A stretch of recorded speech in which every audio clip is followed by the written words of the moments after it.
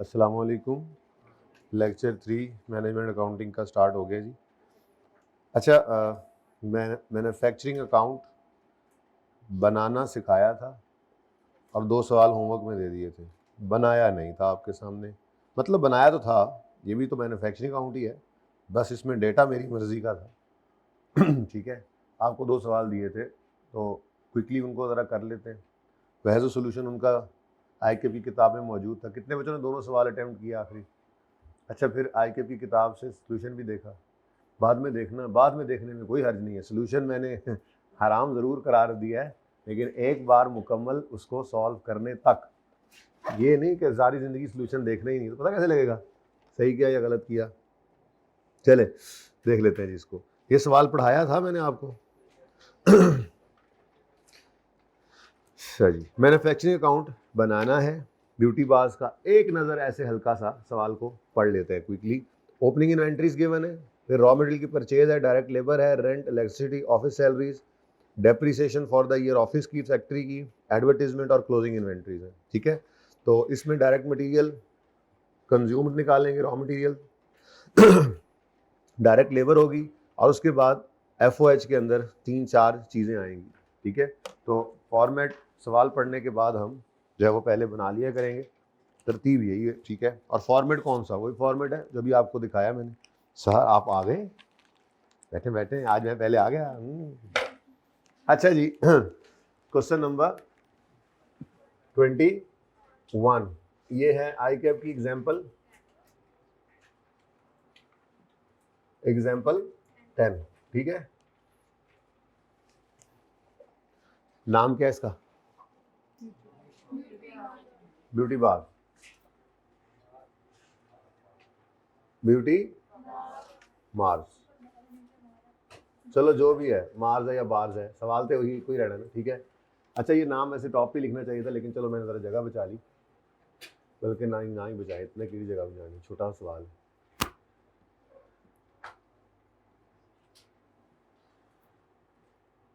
हाँ जी, beauty bars है या मार्स है? बार्स, कोई एक फैसला कर लिए ना। अच्छा, बना क्या रहे हैं हम? मैन्युफैक्चरिंग अकाउंट, और पीरियड जी, पीरियड एंडिंग 31 दिसंबर 2025। ठीक है, तो ये भी फॉर द ईयर एंडेड ही बनाएंगे हम, फॉर द ईयर एंडेड 31 दिसंबर, ये पूरा दिसंबर पूरा 2025 लिखना है आपने परिचय में अगर आए। अब 3 मेन चीज़ें हैं, direct material consumed, direct labour और फैक्ट्री ओवरहेड्स। ठीक है, अच्छा डायरेक्ट एक्सपेंस जब थ्योरी में पढ़ा दूंगा एक आधी एग्जांपल, तो किसी सवाल में आ जाए तो लिख देना। Direct expense, direct material, direct labour, direct expense, ये प्राइम कॉस्ट होती है और फिर FOH होते हैं। तो डायरेक्ट एक्सपेंस असल में सवालों के अंदर नॉर्मली मैन्युफैक्चरिंग कंसर्न के अंदर होता नहीं है, इसलिए आपको सवालों के अंदर नजर नहीं आएगा। मतलब मिसाल दे देता हूँ बात आगे करने से पहले, अभी बच्चे पूरे नहीं है, बाद में देता हूँ। ठीक है, हाँ जी, तो डायरेक्ट मटीरियल कंज्यूम्ड लेना है। कैसे निकलेगा direct material consume? Opening raw material plus purchase less closing. ठीक है, अलग से वर्किंग भी कर सकते हैं इसकी, अलग से वर्किंग भी कर सकते हैं, ब्रैकेट में भी कर सकते हैं। क्या करना पसंद करेंगे? ब्रैकेट में करना पसंद करेंगे। सादा सवाल है, ब्रैकेट में हो भी जाएगा। अलग वर्किंग करनी पड़ सकती है नॉर्मली जब आपको डायरेक्टली एट्रीब्यूटेबल कॉस्ट मजीद साथ दी हो, कि हमने मटेरियल ख़रीदा, उसको लाने में ट्रांसपोर्टेशन भी लगी, उसके ऊपर को नॉन प्रोडक्ट टैक्सेस भी पे किए, कुछ रिफंडेबल टैक्सेस भी पे किए और इग्नोर करने के लिए कुछ इंश्योरेंस इन ट्रांजिट पे की, कोई इंस्पेक्शन कॉस्ट लगी, तो ऐसे कुछ एडिशनल कॉस्ट आ जाए तो फिर परचेजेस की फिगर आपको वर्किंग में निकाल लेनी चाहिए। ठीक है, लेकिन इस सवाल के अंदर ऐसी कोई चीज़ गिवन नहीं है, तो हम सिंपल यहाँ पर ओपनिंग, ये मैं मिटा दूंगा ओपनिंग बाद में, opening raw material plus raw material purchase less closing raw material, ये फॉर्मेट हम यूज़ करेंगे। ठीक हो गया, लेकिन अभी मैं सवाल पे नहीं गया, अभी तो मैंने बस इसको लिखा है, फॉर्मेट बना रहा हूँ। ठीक है, डायरेक्ट मटेरियल कंज्यूम के बाद डायरेक्ट लेबर आ जाएगी। अच्छा, डायरेक्ट लेबर नॉर्मली वो टोटल सैलरीज वेजेस देकर सवालों के अंदर ये कर दिया करता है कि बताता है कि जी इसमें से इतनी फैक्ट्री की है, फिर फैक्ट्री के अंदर जाके कहता है इतनी डायरेक्ट है इतनी इनडायरेक्ट है, तो वो सारी बाइफर्केशन परसेंटेजेस में आपसे करवा रहा होता है, ठीक है। एनीवेज डायरेक्ट लेबर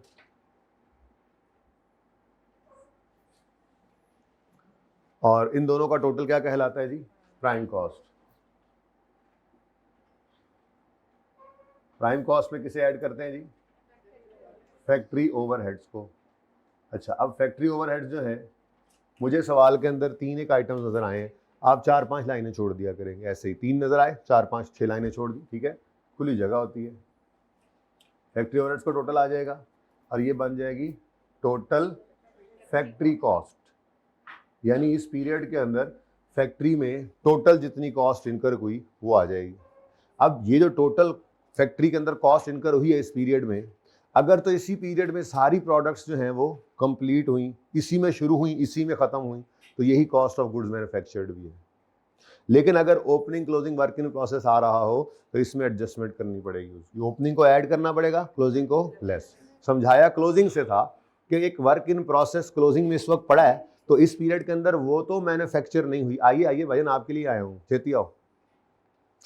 अगर कोई चीज़ इस पीरियड में इन प्रोसेस है, कंप्लीट नहीं हुई, तो वो मैन्युफैक्चर नहीं हुई, तो कॉस्ट ऑफ गुड्स मैन्युफैक्चर्ड में उसकी कॉस्ट नहीं शामिल होनी चाहिए। लेकिन जब ऊपर हमने मटेरियल कंज्यूम लिया, लेबर ली, ओवरहेड्स लिए, तो जितना काम उस वर्क इन प्रोसेस पे हो चुका है उतनी कॉस्ट उस पर लग चुकी है ना, तो वो सिंपली क्या कर दें, माइनस कर दें। इस पीरियड के क्लोजिंग वर्क इन प्रोसेस को यहाँ से अगर कॉस्ट को यहाँ से माइनस कर देंगे फैक्ट्री कॉस्ट में से, तो जो कॉस्ट बचेगी वो बाकी गुड्स मैन्युफैक्चर्ड की कॉस्ट होगी। ओपनिंग ऐड क्यों करते हैं, पिछले पीरियड में कुछ वर्क इन प्रोसेस को निकाल लिया था, कॉस्ट का हिस्सा नहीं बनाया था, इस पीरियड में सबसे पहले उसको ऐड करते हैं, मजीद कॉस्ट यहाँ पर उसके अंदर शामिल होती हैं और वो कंप्लीट होकर गुड मैन्युफैक्चर, सबसे पहले तो मैन्युफैक्चर वही होगी ना जो ओपनिंग वर्क इन प्रोसेस होगी। तो एक सिंपल सी एडजस्टमेंट यहाँ पर होती थी, opening work in process inventory add करते हैं हम, और closing work in process inventory हम लेस करते हैं, और हम पहुंच जाया करते हैं कॉस्ट ऑफ गुड्स मैन्युफैक्चर्ड।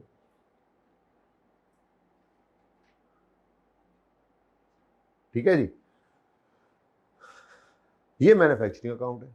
और अगर वो कहे कॉस्ट ऑफ सेल्स निकाल दो तो क्या करेंगे, फिनिश गुड्स की एडजस्टमेंट इसमें करनी पड़ती है। अलग से जाके पीएनएल में जैसे करना सिखाई थी वो कर लो, आपकी मर्जी है। यहीं पे plus opening finish good less closing finish good कर दो तो यहीं पे कॉस्ट ऑफ सेल भी निकल सकती है। लेकिन मांगेगा तो उस तरफ जाएंगे, नहीं तो जितनी रिक्वायरमेंट है बस वहीं पे रहना है। ठीक है, अब ये मोटा मोटा फॉर्मेट हमारे सामने, रुपीज 1000 में, मिलियन में, क्या है 1000 में नहीं, रुपीज में ही है। ठीक है जी, डेटा जिस तरह से डेटा गिवन है वही कर लेते हैं। बहुत बड़ी बड़ी फिगर्स तो है नहीं कि खाम है इसको 1000 में करना शुरू कर दूं, मैं छोटी छोटी फिगर है ऐसे ही ठीक है। अब एक तरतीब से शुरू कर देते हैं, फॉर्मेट हमारे सामने है, जो चीज़ जहाँ की होगी वहाँ पहुँचाते जाएंगे। ठीक है, तो सबसे पहले क्या नजर आ रही है, inventories. Opening inventory work in process की भी है, रॉ मटेरियल की भी है, फिनिश गुड्स की भी है। फिनिश गुड्स की इन्वेंट्री तो कॉस्ट ऑफ सेल निकालने के लिए यूज होती है, इसलिए मेरे सवाल की रिक्वायरमेंट के हिसाब से फिनिश गुड्स की इन्वेंट्री क्या हो जाएगी, इग्नोर। ठीक है, तो ओपनिंग रॉ मटेरियल 15,000 कहाँ पे आएगा, ये डायरेक्ट मटेरियल कंज्यूम जहां पे मैं निकाल रहा हूं यहां पे मैं लिख दूंगा 15,000। ठीक है जी, सही है। नेक्स्ट, तरतीब से चलते जा रहे हैं। फॉर्मेट पहले बनाने का फायदा ये होता है कि हमें ये नहीं करना पड़ेगा कि चलो जी डायरेक्ट मटेरियल की सारी चीज़ ढूंढो, पहले ओपनिंग ढूंढा, फिर परचेज सारा ट्रायल पढ़ के ढूंढा, फिर नीचे जाकर क्लोजिंग ढूंढ रहे हैं, फिर अगली चीज़ क्या है जी डायरेक्ट लेबर, फिर शुरू से सवाल पढ़ना शुरू कर दो, फिर क्या है जी ओवरहेड्स, फिर शुरू से सवाल पढ़ना शुरू कर दो। नहीं, हम सवाल, फॉर्मेट बन गया ना, हम सवाल को तरतीब से लेते जाएंगे, जो चीज़ आती जाएगी उसको उसकी जगह पहुंचाते जाएंगे। ये फॉर्मेट पहले बनाने का फायदा होता है। ठीक है, तो नेक्स्ट क्या चीज़ आ रही है जी, वर्क इन प्रोसेस की ओपनिंग इन्वेंट्री। कहाँ आता है वर्क इन प्रोसेस, कहाँ आता है, ये पड़ा है। क्या है ओपनिंग वर्क इन प्रोसेस की इन्वेंट्री, 10,000 है भी 10, अच्छा 10,000 है वो पता है लेश। ठीक है, तो किसी चीज़ का इंतजार नहीं करना इसको लिखने के लिए कि जी पहले सारे पहले ये होंगे फिर वर्क इन प्रोसेस की बारी आएगी फिर लिख सकते हैं, वरना नहीं लिख सकते, ऐसा कुछ नहीं। ठीक है, थर्ड क्या है जी, फिनिश गुड्स। फिनिश गुड्स की inventory ignore. Next, purchase of raw materials. अब इसमें टेक्निकलिटी क्या इन्वॉल्व कर सकता है, इसमें वही इंट्रो वाला IS2 में जो पढ़ा था, डायरेक्टली एट्रीब्यूटेबल कॉस्ट में ऐड करा दे। ठीक है, इस सवाल में नहीं है, पहला सवाल है। फिर दूसरा थोड़ा सा इससे मुश्किल है, लेकिन जो असली सवाल है वो मैंने इन्वेंट्री वैल्यूएशन के चैप्टर में रखे हैं, ताकि आप ये ना समझें कि बेसिक्स तो सिलेबस में है नहीं, कहते हैं बच्चे, हालांकि बेसिक्स ही सारा सिलेबस है, बहुत से ज़्यादा इंपॉर्टेंट है ये। 3 दिन लगे 4 दिन लगे, ये बहुत गोल्डन टाइम है, इस पर खूब मेहनत करनी है आपने चीज़ों पे, क्योंकि ये सारी कैलकुलेशन सारी मैनेजमेंट अकाउंटिंग के अंदर आपकी यूज होती रहेगी। ठीक है, नेक्स्ट क्या है जी? अच्छा, परचेज ऑफ रॉ मटेरियल्स 50,000 कहाँ आएगा? तो आप इसको ब्रैकेट में करें, आपकी मर्जी, वर्किंग ही है, अलग से वर्किंग वन कर लेते तब भी कोई मसला नहीं था। कितना जी? 50,000, 50,000। ठीक है जी, लेस इसमें से क्या करेंगे अब हम, जब कभी आएगा क्लोजिंग, कभी तो नहीं आया, आगे बढ़े। डायरेक्ट लेबर, अच्छा अब अदर इन्फॉर्मेशन हमने पहले पढ़नी है सारे सवाल के साथ। अदर इन्फॉर्मेशन सिर्फ उसने रेंट और इलेक्ट्रिसिटी के बारे में कहा है कि ये पोर्शन होने हैं, इसके अलावा बाकी जितनी चीजें हैं वो अपने नाम से पहचाननी है। आपको फैक्ट्री याद आ रही है? फैक्ट्री जो कल लगाई हुई थी, वो फैक्ट्री आपके दिमाग में होनी चाहिए। फैक्ट्री की 4 दीवारी के अंदर जितने खर्चे हैं वो प्रोडक्शन कॉस्ट है, प्रोडक्ट कॉस्ट में शामिल होने वाली कॉस्ट, प्रोडक्शन कॉस्ट भी कहते हैं इसको, जो 3 में से कोई एक हो सकती है, डायरेक्ट मटेरियल, डायरेक्ट लेबर और एफओएच।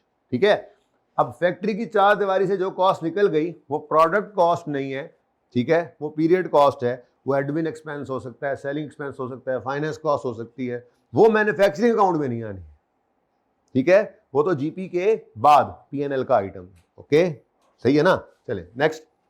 अच्छा नेक्स्ट क्या, पहले इधर आओ। तो डायरेक्ट लेबर कोई नहीं लिखा हुआ, उसने खुद ही मुंह से लिख दिया डायरेक्ट लेबर। यहाँ पे ये कर सकता था, सैलरीज एंड वेजेस लिख देता, नीचे जाके लिखता सैलरीज एंड वेजेस में से इतने परसेंट फैक्ट्री की है, इतने परसेंट जो है वो ऑफिस की है। फिर फैक्ट्री के अंदर आके कहता इतनी डायरेक्ट है, इतनी इनडायरेक्ट है। एक अच्छा सवाल सोया फ्राई के नाम से, वो भी इंट्रो का पुराना पास पेपर है जो आई के अपनी किताब में चैप्टर 1 में डाला है, उसके अंदर इस तरह से 5-6 चीज़ों के अपॉर्शनमेंट ऐसे ही करवाई गई है। ठीक है, आसान है, मुश्किल काम नहीं है, ये सब पर्चे में सवाल आ जाए यशी लग जाएगी। पता नहीं बात है कि नहीं आता है जी, नया नया आया है, अल्लाह करे आ जाए हैं। अच्छा जो भी आ जाए अल्लाह करे हमें समझ आ जाए जो आए वहाँ पे, खैर जी। तो डायरेक्ट लेबर डायरेक्ट लिखें, डायरेक्ट लेबर डायरेक्ट लिखें, कितनी? 20,000। नेक्स्ट है रेंट और इलेक्ट्रिसिटी। क्या कह रहा है इसके बारे में? Rent and electricity are to be apportioned, factory के 70%, ऑफिस का, देखे ना, रेंट कितना है? रेंट टोटल रेंट कितना है? 22,000। इसके बारे में क्या कह रहा है जी? 70% फैक्ट्री का है, तो फैक्ट्री का कितना? 15,000। अब ये जो फैक्ट्री का है 15,400, इसको हम प्रोडक्शन कॉस्ट, प्रोडक्ट की कॉस्ट का पार्ट बनाएंगे, बोलो। अच्छा 15,400, ठीक है, ये आपकी फैक्ट्री की कॉस्ट है, तो ये प्रोडक्शन कॉस्ट, ठीक है, प्रोडक्शन कॉस्ट है। लेकिन प्रोडक्ट की कॉस्ट तो है, क्या ये डायरेक्ट मटेरियल है? क्या ये डायरेक्ट लेबर है? फिर क्या है? ठीक है, अब ये देखो, ये तो मैंने ऐसे समझाने के लिए लिखा, पर्चे में आए यहाँ पर, यहाँ पे आके लिखे क्या चीज़ है ये? रेंट। तो यहाँ पे लिखा आपने रेंट, टोटल कितना है? 22,000। कितने परसेंट? 70%। इधर ले लो 15,000 बस। अच्छा जो दूसरा हिस्सा है वो कितना है? 30% कितना है? 6,000। ये 6,600 क्या है? ये उसने कहा है ऑफिस, ऑफिस से रिलेट करता है, मतलब ये क्या है?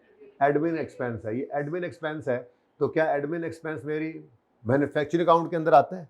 तो इसलिए इसको सिरे से क्या करना था, इस सवाल में इग्नोर। यानी कि मेरे सवाल की रिक्वायरमेंट के हिसाब से देखें तो नॉन प्रोडक्शन कॉस्ट कोई भी आएगी, वो सेलिंग खर्चा हो, एडमिन हो, फाइनेंस कॉस्ट हो, उसको हमने इस सवाल के हिसाब से क्या करना है, इग्नोर। और अगर पूरा पीएनएल बना रहे होते तो फिर यहाँ से कॉस्ट ऑफ गुड्स मैन्युफैक्चर निकल कर कॉस्ट ऑफ सेल्स में चली जाती और जीपी निकलता, और जीपी के बाद फिर ये सेलिंग एडमिन खर्चों ने आना था। कुछ समझ आ रही है? नेक्स्ट इस तरह से सैलरीज, ऑफिस सैलरीज 30,000, नहीं सॉरी, इलेक्ट्रिसिटी 18,000। अब इलेक्ट्रिसिटी भी ऐसे ही है, 70% और 30%, कोई नहीं जरूरत ये करने की, डायरेक्ट यहाँ पर लिखें आके, क्या चीज़ जी?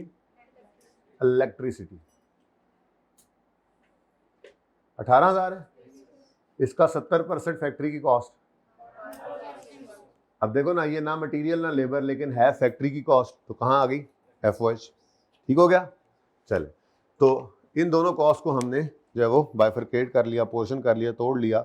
आगे क्या चीज़ आ रही है जी? Office salaries.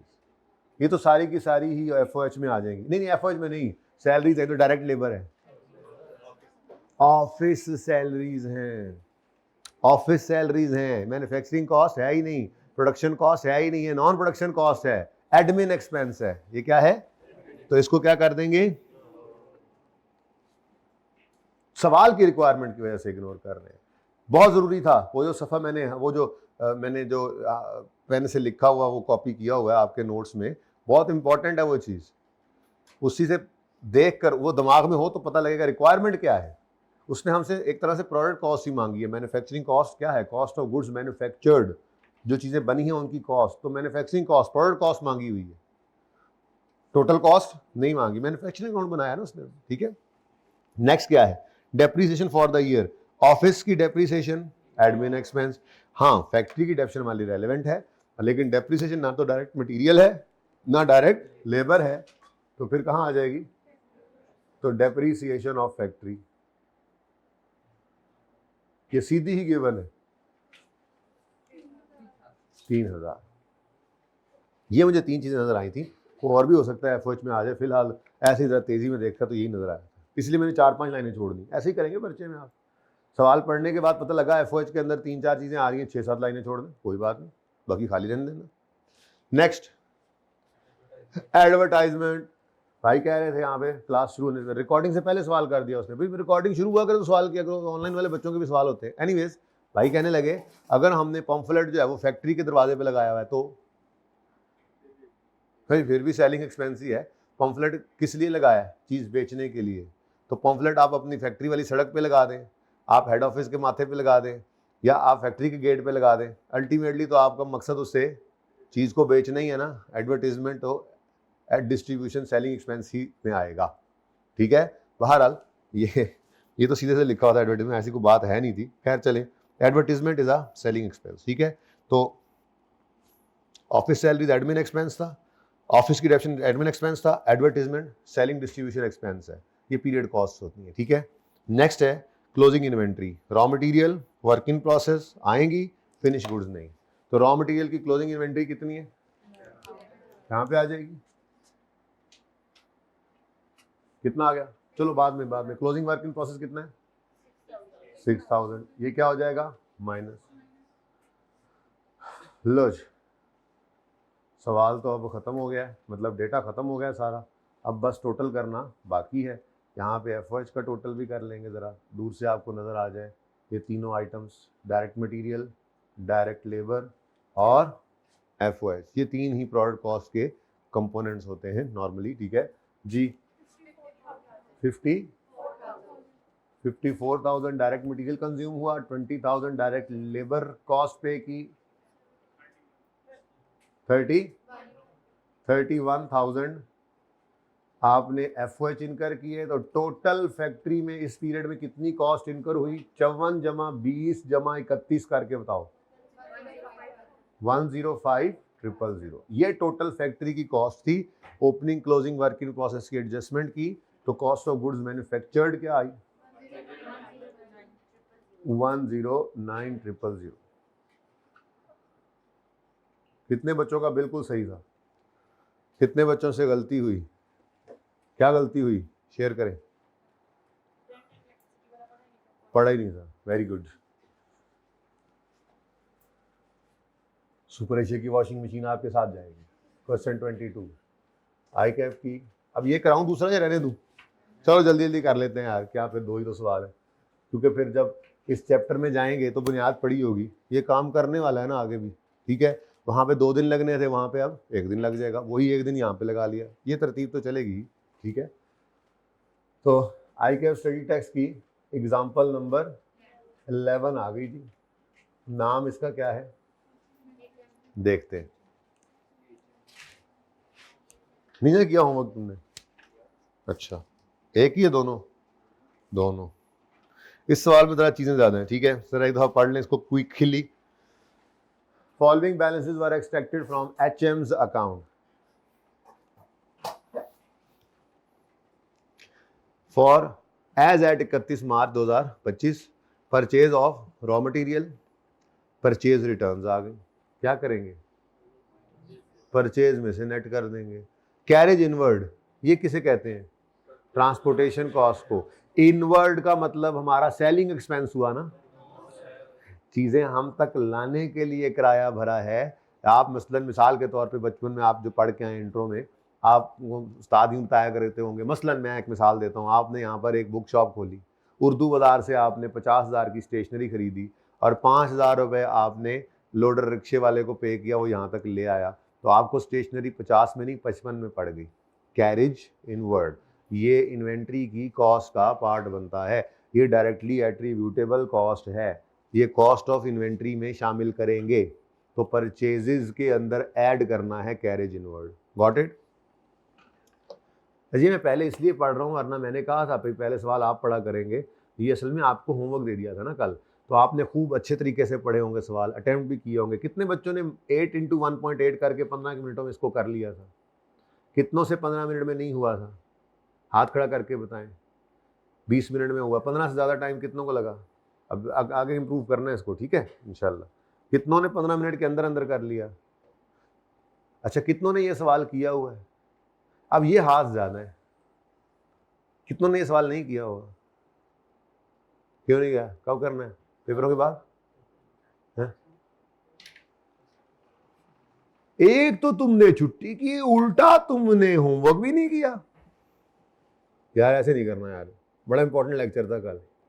क्या सोच की छुट्टी की होगी वैसे? जो सोता है वो लूज करता है, ओके? सोते आधे कट्टे ही होंगे। अच्छा चलो डायरेक्ट लेबर सीधा गिवन, रेंट डायरेक्ट एक्सपेंस, हाँ आ ही गया, चलो अब बताना ही पड़ेगा। अच्छा भला जान छूटी हुई थी। डायरेक्ट एक्सपेंस की एग्जांपल देता हूँ आपको। मैन्युफैक्चरिंग कंसर्न में बहुत कम सवालों में बस ये नज़र आ गया, यहाँ पे नज़र आ गया, उसने फॉर्मेट पूरा कराना था और कोई बात नहीं, ठीक है, सवाल आ गया, वरना नॉर्मली आपको सवालों में इसमें आ गया, कोई एक आधे में और आ जाए तो आ जाए, वरना इन सवालों में आपको नज़र नहीं आएगा। अब डायरेक्ट एक्सपेंस होता क्या है ये समझो। मैंने आपको डायरेक्ट मटीरियल डायरेक्ट लेबर के बारे में ये बताया था कि 3 निशानियां थी ना डायरेक्ट मटेरियल की, जैसे हमने कहा था कि जी ये सिग्निफिकेंट पोर्शन होगा टोटल कॉस्ट का, और क्लियरली बता सकते हैं कि एक यूनिट पर कितनी लगी है ये कॉस्ट, और तीसरा क्या था, इसकी ये मतलब अपेरेंटली नज़र आ रहा होता है उसके ऊपर, यानी कि ये कुछ निशानियां थी इसकी।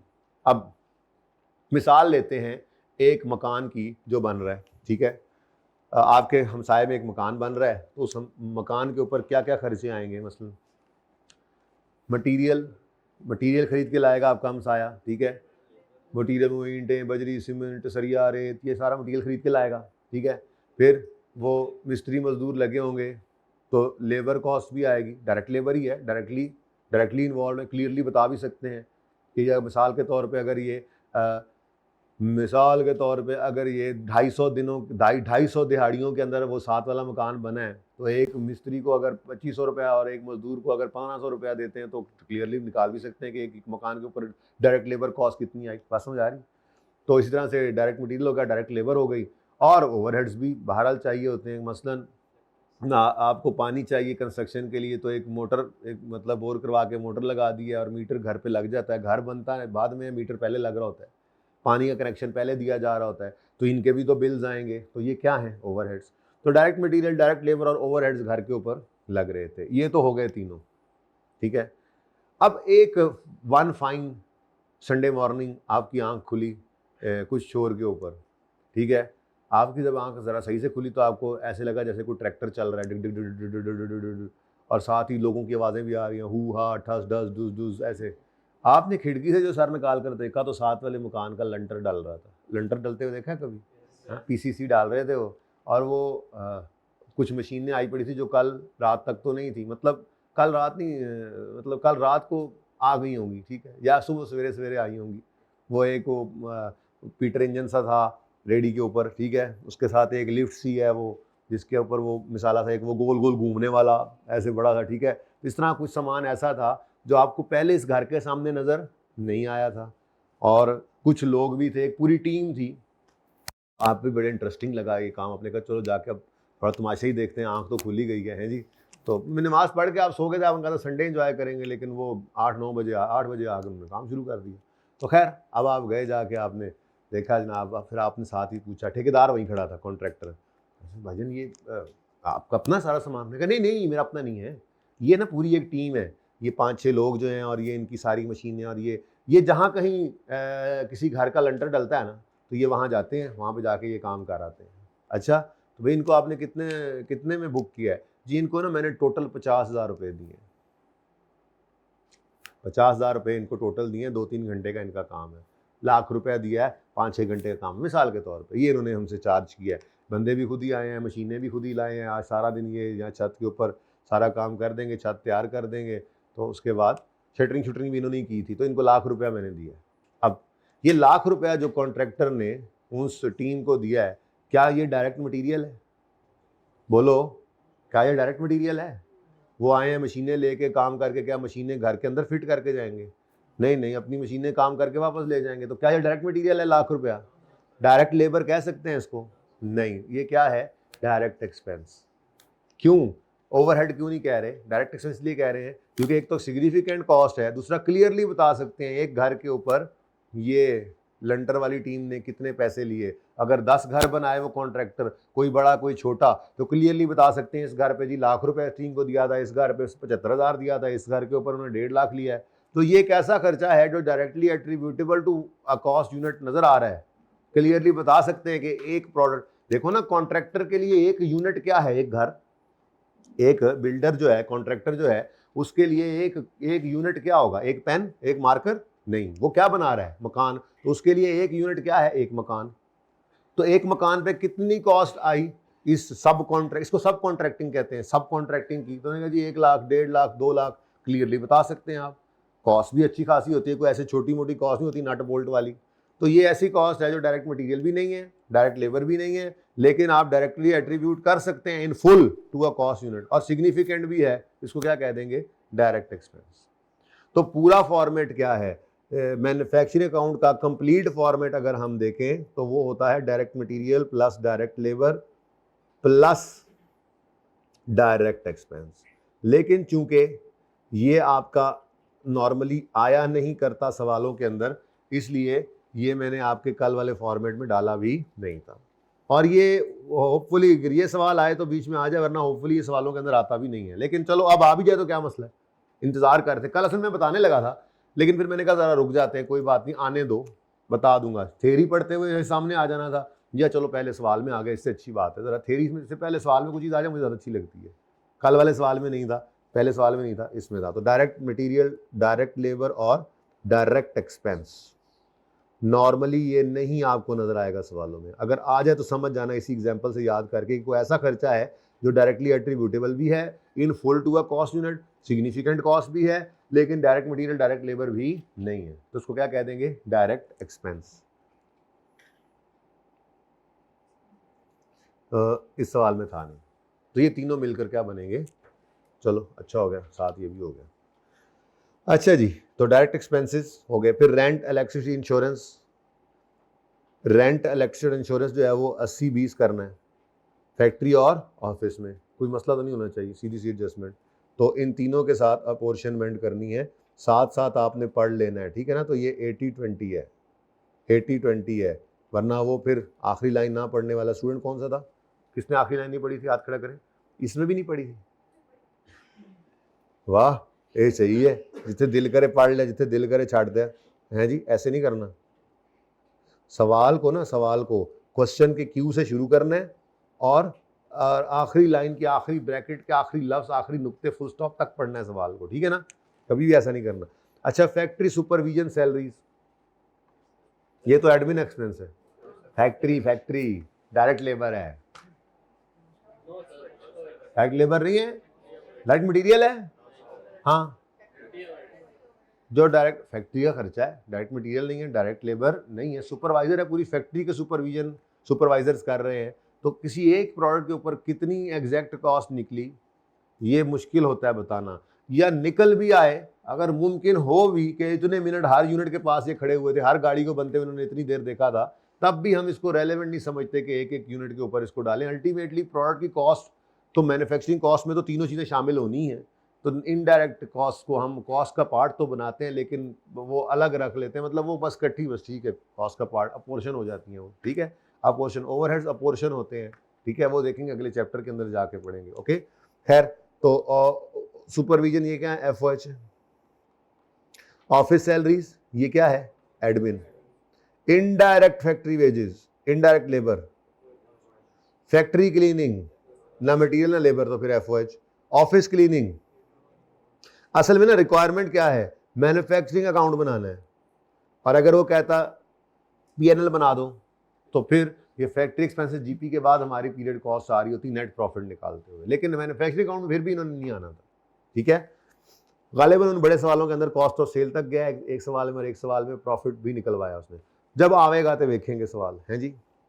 Depreciation on machinery, stock opening, raw material का, वर्क इन प्रोसेस का और फिनिश गुड्स का। एडिशनल इन्फॉर्मेशन में स्टॉक क्लोजिंग, क्लोजिंग स्टॉक, ठीक है, raw material, work in process और रेंट इलेक्ट्रिसिटी 80-20 करना है। इतना आसान सवाल, चलो टाइम जो मेरा ज़ाया करना है आप लोगों ने, करा लो करा लो करा लो।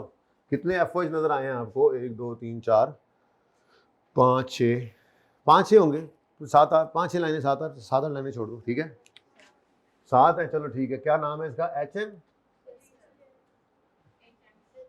एचएम एंटरप्राइजेज, अच्छा चलो एचएम ही है बस, manufacturing account,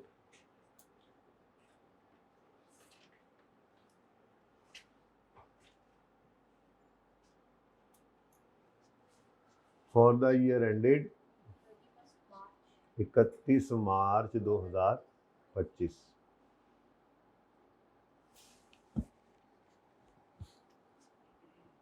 direct material consumed लेना है आपने हमेशा, ठीक है। तो कैसे निकलेगा ये, opening plus purchases less closing, direct labour cost आ जाएगी, फिर डायरेक्ट एक्सपेंस अगर कोई है तो वो आ जाएगा, तो हम यहां से पहुंच जाएंगे प्राइम कॉस्ट। प्राइम कॉस्ट में ऐड करेंगे फैक्ट्री ओवरहेड्स को, ठीक है जी, 5-6 लाइनें आप कह रहे हैं छोड़ दें, तो हम पहुंच जाएंगे टोटल फैक्ट्री कॉस्ट। लेकिन ये कॉस्ट ऑफ गुड्स मैन्युफैक्चर्ड नहीं है, क्योंकि कुछ चीज़ें अभी मैन्युफैक्चर इस पीरियड में ऐसी हैं जो हो नहीं पाई हैं, और कुछ चीज़ें ऐसी हैं जो पिछले पीरियड से कुछ मैन्युफैक्चर होकर आई थी, तो कॉस्ट पिछले पीरियड से लेकर आई, तो opening closing work in process की एडजस्टमेंट पहले करनी पड़ेगी। तो प्लस कर दिया करेंगे हम opening work in process, less कर देंगे हम, इस टॉपिक के अंदर तो ये हमेशा गिवन होगी, हाँ वर्क इन प्रोसेस की कॉस्ट निकालना पड़ा करेगी आपको, प्रोसेस अकाउंट के अंदर जाके आप सीखेंगे, ठीक है। मुस्कुराने वाले भाई, गप्पे लगाने वाले भाई हैं, ठीक है। आज पहला दिन तो नहीं है आपका, है ना, तभी मुस्कुरा रहे हो, 2 दिन और गुजरे तो खत्म हो जाएंगी मुस्कुराहटें। कॉस्ट ऑफ, वैसे भाई साथ वाले भाई अब आप बात कर लो, हैं वैसे क्या बात जो की थी मुस्कुराने वाली थी, क्या क्या है, हल्की फुल्की थी। कॉस्ट ऑफ गुड्स हल्की फुल्की मैंने कर भी देनी है, पढ़ाई पे ध्यान दो। अच्छा जी, शुरू करें जी, फॉर्मेट बन गया, शुरू करें अब, चलो आप तरतीब से चल पड़ो। परचेज भी है, परचेज रिटर्न भी है, कैरेज इनवर्ड भी है, तो मेरी राय भी है कि छोटी सी वर्किंग कर लो, ठीक है, छोटी सी वर्किंग कर लो ताकि तंगी ना हो। यहाँ कर लेता हूँ ये जगह, वो भी पिछले सवाल को मिटा ना दूँ, ये तो समझाने के लिए किया था। डस्टर क्यों छुपाया हुआ आपने,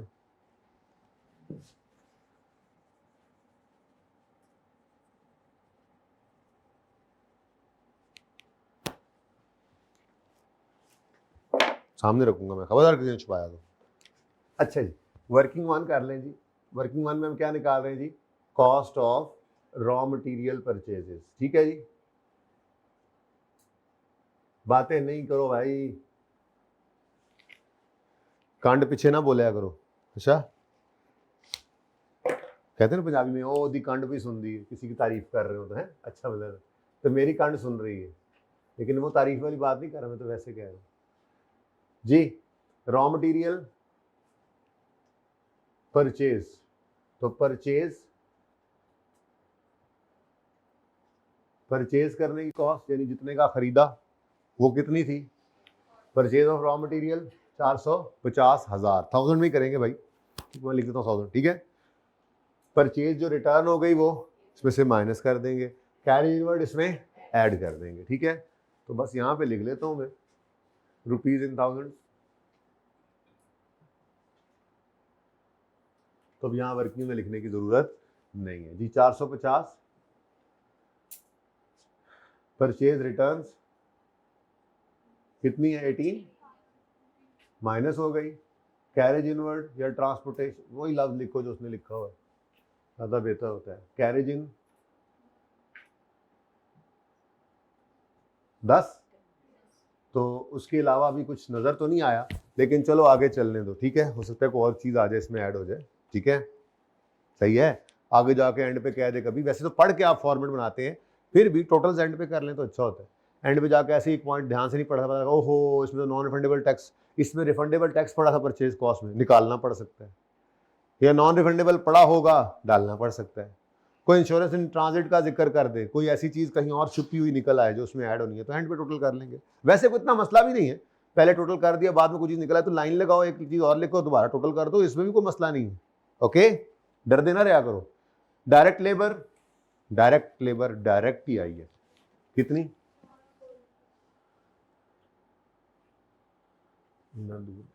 रुपीज इन थाउजेंड्स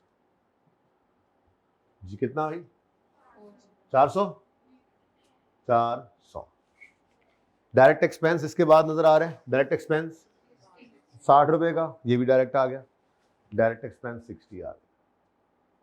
और यहाँ पे हम निकालेंगे प्राइम कॉस्ट इंशाल्लाह, लेकिन जब डायरेक्ट मटेरियल कंज्यूम्ड की फिगर निकल आएगी, ठीक है। एंड वालों नजर आ रहा है?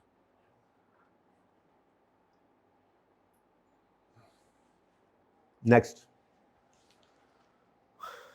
रेंट, इलेक्ट्रिसिटी, इंश्योरेंस, तीनों का 80% मेरे लिए रेलेवेंट है इस सवाल की रिक्वायरमेंट में। ये ना समझ लेना हमारी कॉस्ट ही नहीं है, 20% भी हमारे बिजनेस का खर्चा है, पर पीरियड कॉस्ट है, जीपी के बाद पीएनएल के अंदर आती है, और वो हमसे मांगा नहीं गया, इस वजह से 20% को ऑल टुगेदर क्या कर दिया?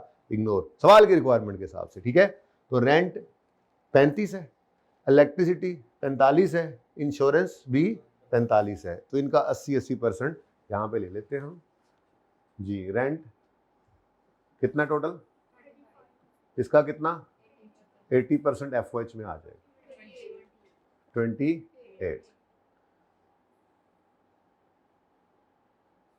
बहुत दूर है यार, इधर से जरा और सवाल कर लेंगे, अच्छा जरा थोड़ी सी जगह बचा कर चलते हैं। जरा आपकी पिक्चर जरा ज्यादा सवाल ले लेगी ना एक ही पिक्चर। अच्छा जी, 1000 में कर लिया ना सवाल, एकदम आसान हो गया जी। 28। नेक्स्ट क्या है जी? इलेक्ट्रिसिटी है। इलेक्ट्रिसिटी कितनी है? 30, 45। अच्छा, 45 इंटू 80%, 36। फिर क्या है? इंश्योरेंस 45 का 80% जी, फिर 36। वाह, कौन सा पेन मैंने पारिक किया था भाई, मारकर जरा थोड़े से ना जिंदा करा दिया करें हैं। अच्छा जी, ये 3 हो गए। नेक्स्ट, फैक्ट्री सुपरवाइजर की सैलरी एफओएच, चलो ये तो लिख लें, इतना टाइम से जाया करता है मेरा। फैक्ट्री सुपरविजन सैलरीज बोले। नेक्स्ट, ऑफिस सैलरीज, नो नहीं, आगे बोला करो, क्या है? Admin expense. ये क्या है? Admin expense. ये ना पता ही ना होगा ये क्या है। Next, indirect factory wages, factory की वेजेस लेकिन डायरेक्ट नहीं है, तो डायरेक्ट नहीं है तो फैक्ट्री की है तो गार्ड्स वगैरह की सैलरीज, ठीक है। तो इनडायरेक्ट वेजेस, इनडायरेक्ट, इतना क्लियर लिख रहा है सारी चीजों को जी। 13। मैंने देखा वो सोया फ्राई वाला सवाल, वो जो मैं कहा था इंट्रो से डाला इन्होंने अपनी किताब में, जो उसमें थोड़ा सा मुश्किल पॉइंट था एक दो, वो उन्होंने निकाल के सादा करके डाला वो। सही, वो पेपर में आएगा। अच्छा चले, हद हो गई जी। Next, factory cleaning FOH, office cleaning admin. तो फैक्ट्री क्लीनिंग ले लें, मुके नहीं यार, कोई और भी है अभी। कितना? 50। ऑफिस क्लीनिंग एडमिन एक्सपेंस हो गया। Depreciation of machinery 90, depreciation of machinery कितना? 90, ठीक है। Next, opening stock raw material का 110, वर्क इन प्रोसेस का 55, 80 को छोड़ दो तो 110, ओपनिंग वर्क इन प्रोसेस 55, ठीक है जी।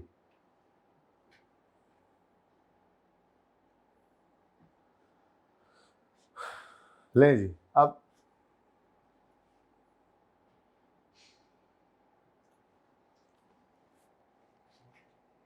एडिशनल इंफॉर्मेशन,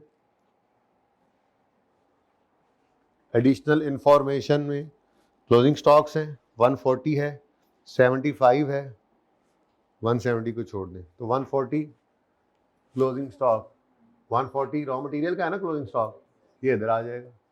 तो रह क्या गया, सिर्फ परचेज की फिगर निकालनी रहेगी, ठीक है। उसके बाद वर्क इन प्रोसेस क्लोजिंग 70, ये यहाँ पे माइनस हो जाएगा। उसके बाद कोई और इंफॉर्मेशन भी गिवन है? गिवन तो है, वो पहले डील कर लिया उसने। अब रेंट और इलेक्ट्रिसिटी और इंश्योरेंस जो है वो 80-20 करने, सवाल खत्म। इधर आए हुए हैं ना आमिर भैया, कहाँ तक आए हुए हैं? यहाँ तक। अच्छा जी, ले जी, अब रह क्या गया, बस ये cost of raw material purchase कितना? 442। ये रॉ मटेरियल की परचेज, टोटल परचेज कॉस्ट आ गई।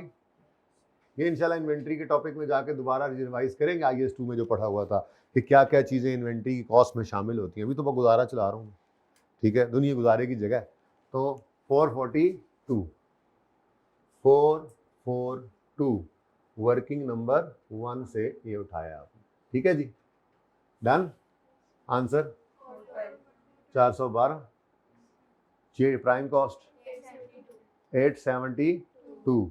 अब FOH, ये एक ही हेड है, बस इसको तोड़ के एक्सपेंसिव लिखे है ना। तो material that labour, direct expense prime cost बन गया, और फिर ओवरहेड्स ऐड किए तो total manufacturing cost, total factory cost बन गई, ठीक है जी। 318 आ गया। अब इधर देखो 800, यहाँ पे टोटल नहीं किया था यार हमने, इसका वैसे कर लें, अच्छा होता है ये। जरा मैन्युफैक्चरिंग अकाउंट के फॉर्मेट का हिस्सा है, जरा ना भी करें तो चलेगा। कितना? ना भी करें तो चलेगा, काम जैसे चल गया था, लेकिन बेहतर होता है कर दिया करें। अब 872 जमा 318, 9 प्लस माइनस 1170।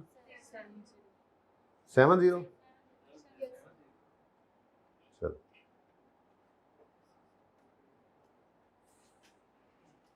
तो ये जनाब आपका मैन्युफैक्चरिंग अकाउंट। अच्छा एक मिनट, यहीं पे वो कह दे आपको कि ड्यूरिंग द पीरियड मसलन हमने जो चीज़ें बना ली हैं, जो चीज़ें हमारी मैन्युफैक्चर हो गई हैं, वो लेट से 10,000 यूनिट्स हैं। कितने?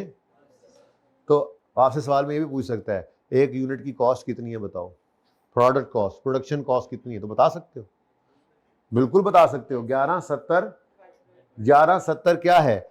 ये टोटल कॉस्ट इस पीरियड के अंदर उन गुड्स की है जो मैन्युफैक्चर हुई हैं। सवाल कह रहा है कितनी मैन्युफैक्चर हुई हैं, मैंने मिसाल के तौर पे कहा 10,000, तो डिवाइड करो 10,000 से, क्या आंसर आता है? ₹1117 पर यूनिट। अगर ऐसे, ये मैंने मिसाल दी है, ये मैंने अज्यूम किया, तो इस तरह से प्रोडक्ट कॉस्ट टोटल, ये प्रोडक्ट की कॉस्ट, प्रोडक्शन कॉस्ट है, जितने यूनिट्स तैयार हुए हैं ये उनकी कॉस्ट ही है ना, क्योंकि वर्क इन प्रोसेस को हमने माइनस कर दिया। ओपनिंग वर्किंग प्रोसेस को ऐड किया तो ये पिछले पीरियड में से माइनस हुई कॉस्ट थी, इधर आके ऐड हो गई, फिर मजीद कॉस्ट भी लग गई। तो जितने यूनिट्स इस पीरियड के अंदर हमारे तैयार हुए हैं उनकी कॉस्ट अगर पर यूनिट निकालनी हो तो ऐसे निकल सकती थी। ओके, ठीक है, चले, खैर ये तो था नहीं, ऐसी बस मैंने बीच में ऐड। इसकी तस्वीर लेनी, इसकी नहीं लेनी तस्वीर, ये है नहीं था सवाल में, बाद में ढूंढते रहोगे ये कहाँ से आया।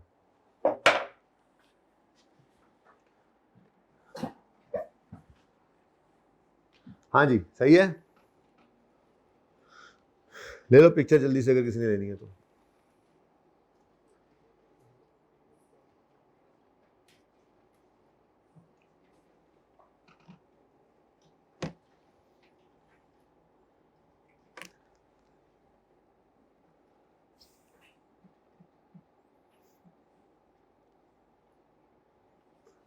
अच्छा जी, अब ऐसी तरह थोड़ी सी बात रेलेवेंट लग रही है, मैं कहता हूँ वो भी यहीं पे कर लें कि अगर मैं आपसे कहूँ, मैंने आपको कहा था ना कि पर्पस इसका है कॉस्ट निकालना और फिर सेल प्राइस निकालना, तो अगर मैं कहूँ कि सेल प्राइस निकालनी है, कंप्यूटेशन ऑफ सेल प्राइस,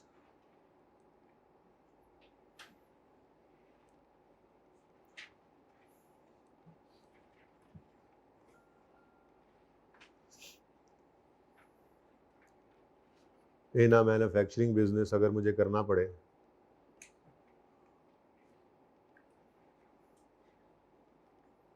तो कैसे निकलेगी जी सेल प्राइस। सेल प्राइस आपको पता है पहले से ही, ऐसी बात नहीं है, सेल प्राइस आप निकाला करते हैं कॉस्ट में कुछ मुनासिब अपना मार्जिन प्रॉफिट वगैरह ऐड कर।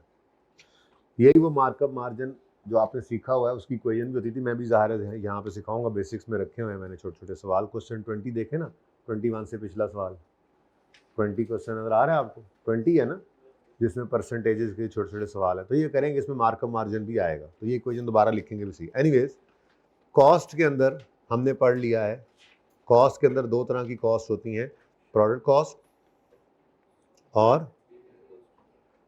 Period cost.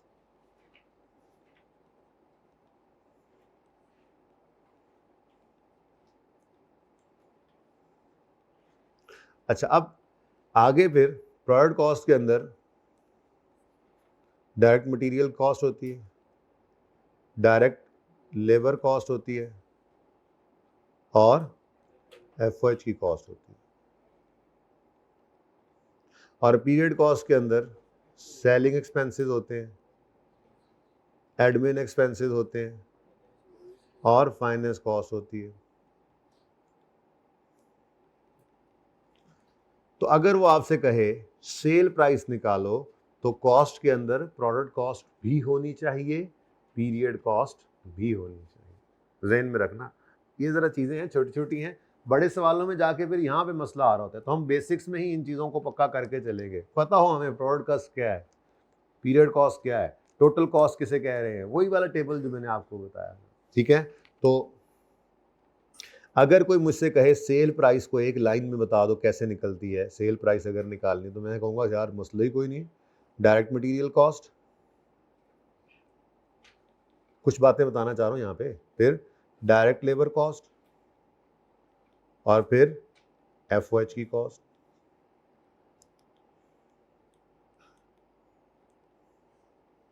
अच्छा जी, इनको सबको मिलाकर क्या कहा जाता है जी, प्रोडक्शन कॉस्ट। इनको क्या कहा जाता है जी, प्रोडक्शन कॉस्ट या प्रोडक्ट कॉस्ट। वो मैं ऊपर वाली बस इसको ज़रा थोड़ा सा लाइन में लिख रहा हूँ एक सीधा, ठीक है। तो प्रोडक्ट कॉस्ट, फिर सेलिंग एक्सपेंसेस,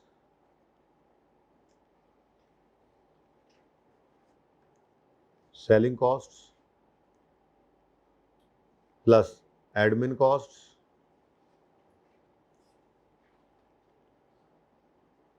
और फाइनेंस कॉस्ट। इन सब को क्या कहा जाता है जी, पीरियड कॉस्ट।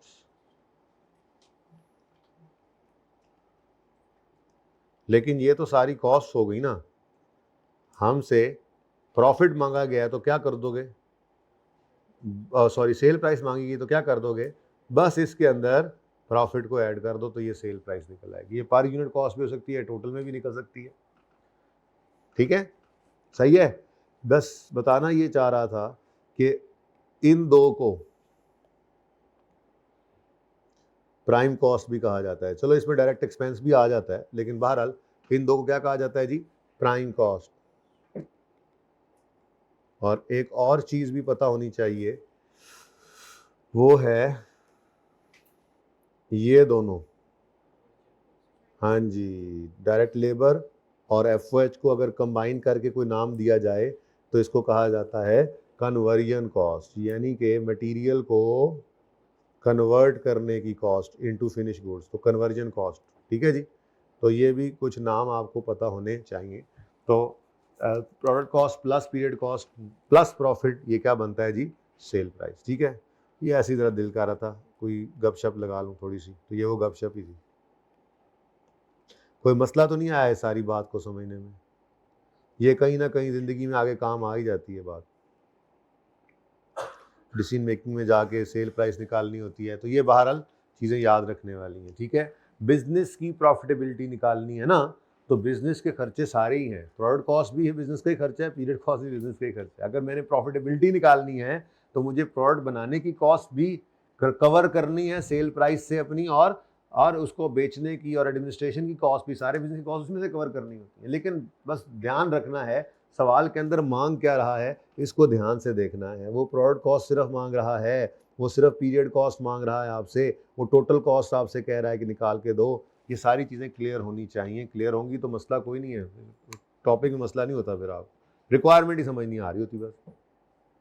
ठीक है,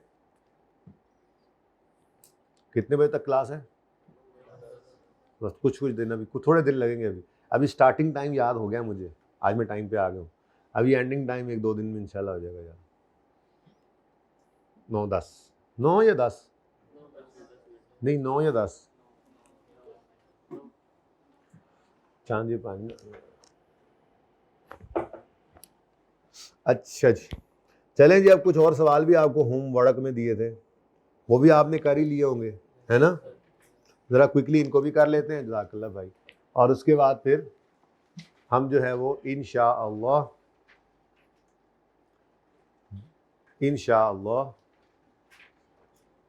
फिक्स वेरिएबल को स्टार्ट कर देंगे। ठीक है, और सेमी वेरिएबल को। भाई ज़रा पॉज करना जी। अच्छा जी, क्वेश्चन नंबर 1 पे आए जल्दी से।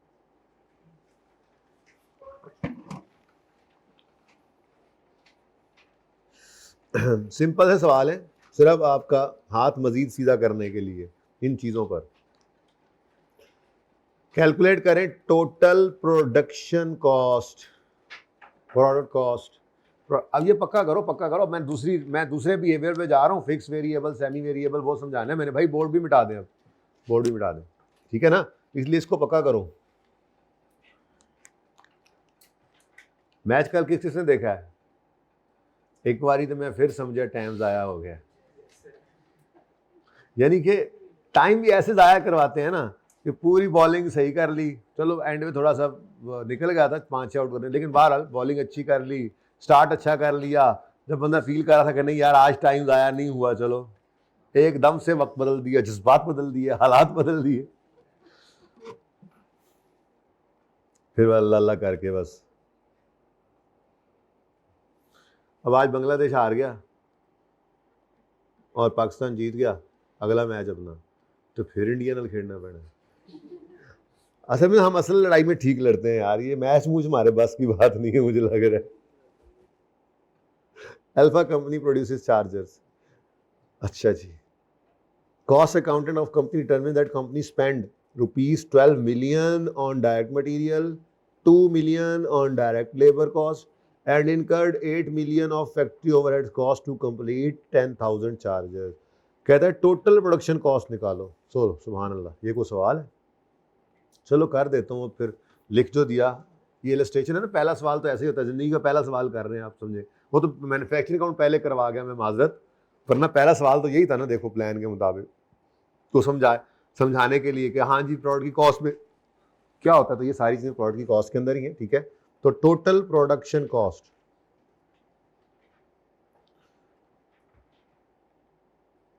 रुपीज इन थाउजेंड्स कर लेते हैं, मिलियन तो फिर बहुत ही छोटी फिगर्स हो जाएंगी, ठीक है।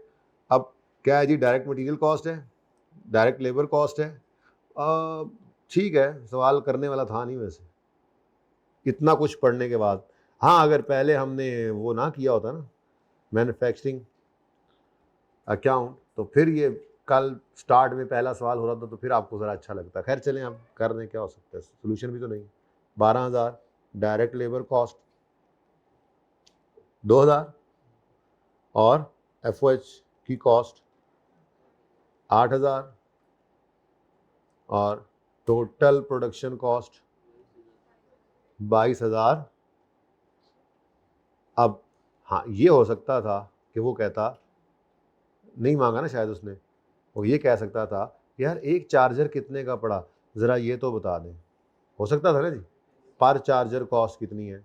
तो अगर मैं कहूँ कि जी मैंने कह दिया है पर चार्जर कॉस्ट निकाल के दो, तो पर चार्जर, ये मैं अभी बता रहा था एंड पे, पर चार्जर कॉस्ट अगर निकालनी है तो क्या करोगे, अगर ये 22,000 को कितने कितने कितने चार्जर बनाए, 10,000, तो डिवाइड बाय 10 कर दो। अब ये भी एक बात है सीखने वाली जो आज ही सीख लो, 22 मिलियन डिवाइडेड बाय 10,000 करें तो भी वही आंसर आना है। लेकिन अगर आपने थाउजेंड्स वाली कॉस्ट उठाई है तो फिर यूनिट्स को भी थाउजेंड में कन्वर्ट कर लेना, दोनों एक जैसे होने चाहिए, ठीक है। अगर इससे मसला आ रहा है तो 22 मिलियन पूरा लिखो और 10,000 लिख दो। लेकिन अगर 22,000 किया है, यानी रुपीज़ को थाउजेंड में किया है, 3 जीरो कॉमन लिए हैं, तो फिर यूनिट्स को भी थाउजेंड में लेना है। ये बात समझ आई है? आप करो ना ज़रा, 22 मिलियन को डिवाइड बाय 10,000, क्या आंसर आता है जी? 2200 रुपया, तो रुपीज़ 2200 पर चार्जर, ऐसा ही है। अगर आप 22,000 को डिवाइड बाय 10 करो तो यही आना है, जाहिर सी बात है, रुपीज़ 2200 पर चार्जर। और ठीक है, तो ये ध्यान रखना है, करेंगे ऐसे ही आगे, थाउजेंड में सवाल है, मिलियन में सवाल है, तो पागल थोड़ी ही है कि हम सारी सिफरें लगाने बैठ जाएंगे, इतना टाइम तो नहीं होता। अब कॉस्ट निकाली हुई है आपने थाउजेंड्स में, तो यूनिट्स भी थाउजेंड्स वाले, तो यूनिट्स को भी थाउजेंड में कन्वर्ट कर लेना, ओके। हाँ, वरना फिर वही करना पड़ेगा, सारा कुछ करने के बाद एंड पे 3 सिफरें फिर ऐड करके निकालोगे, आप पहुंच तो जाओगे नतीजे पे। लेकिन सवाल करते हो तो बिल्कुल भी आप रुपीज़ इन थाउजेंड्स को रुपीज़ में ना करें या मिलियन को, सिफरें बचाए, खाम में ऐसे ही टाइम ज़ाया नहीं करना होता, ठीक है, सही है जी। चले नेक्स्ट क्या है,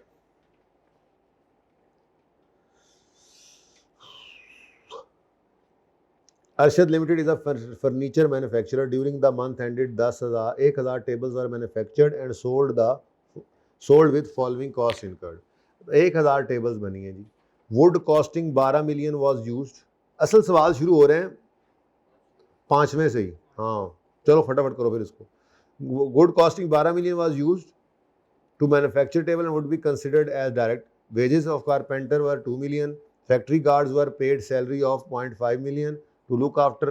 A package of nails to hold the table together was purchased at a total cost of 0.3 million. FOH में डालेंगे, indirect material है, ठीक है। 1 million was paid as factory। तो ये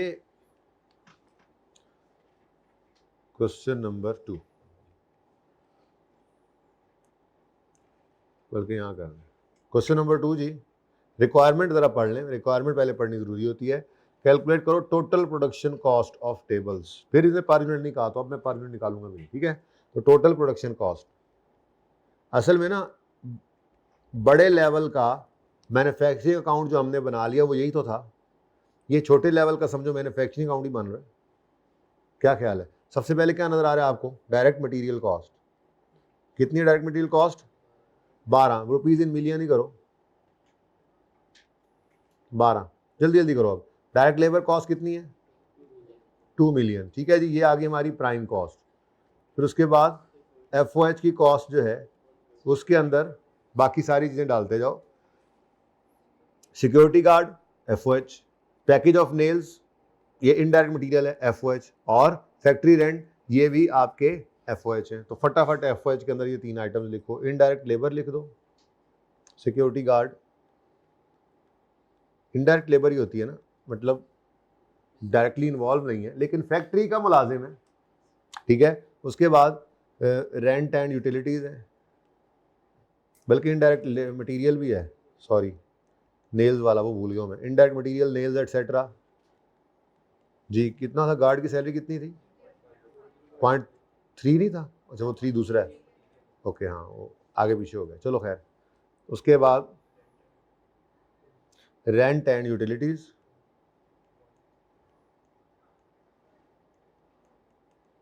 टाइम ज़ाया हो है, आप जल्दी जल्दी कर लें। 1.0 और टोटल क्या आ गया?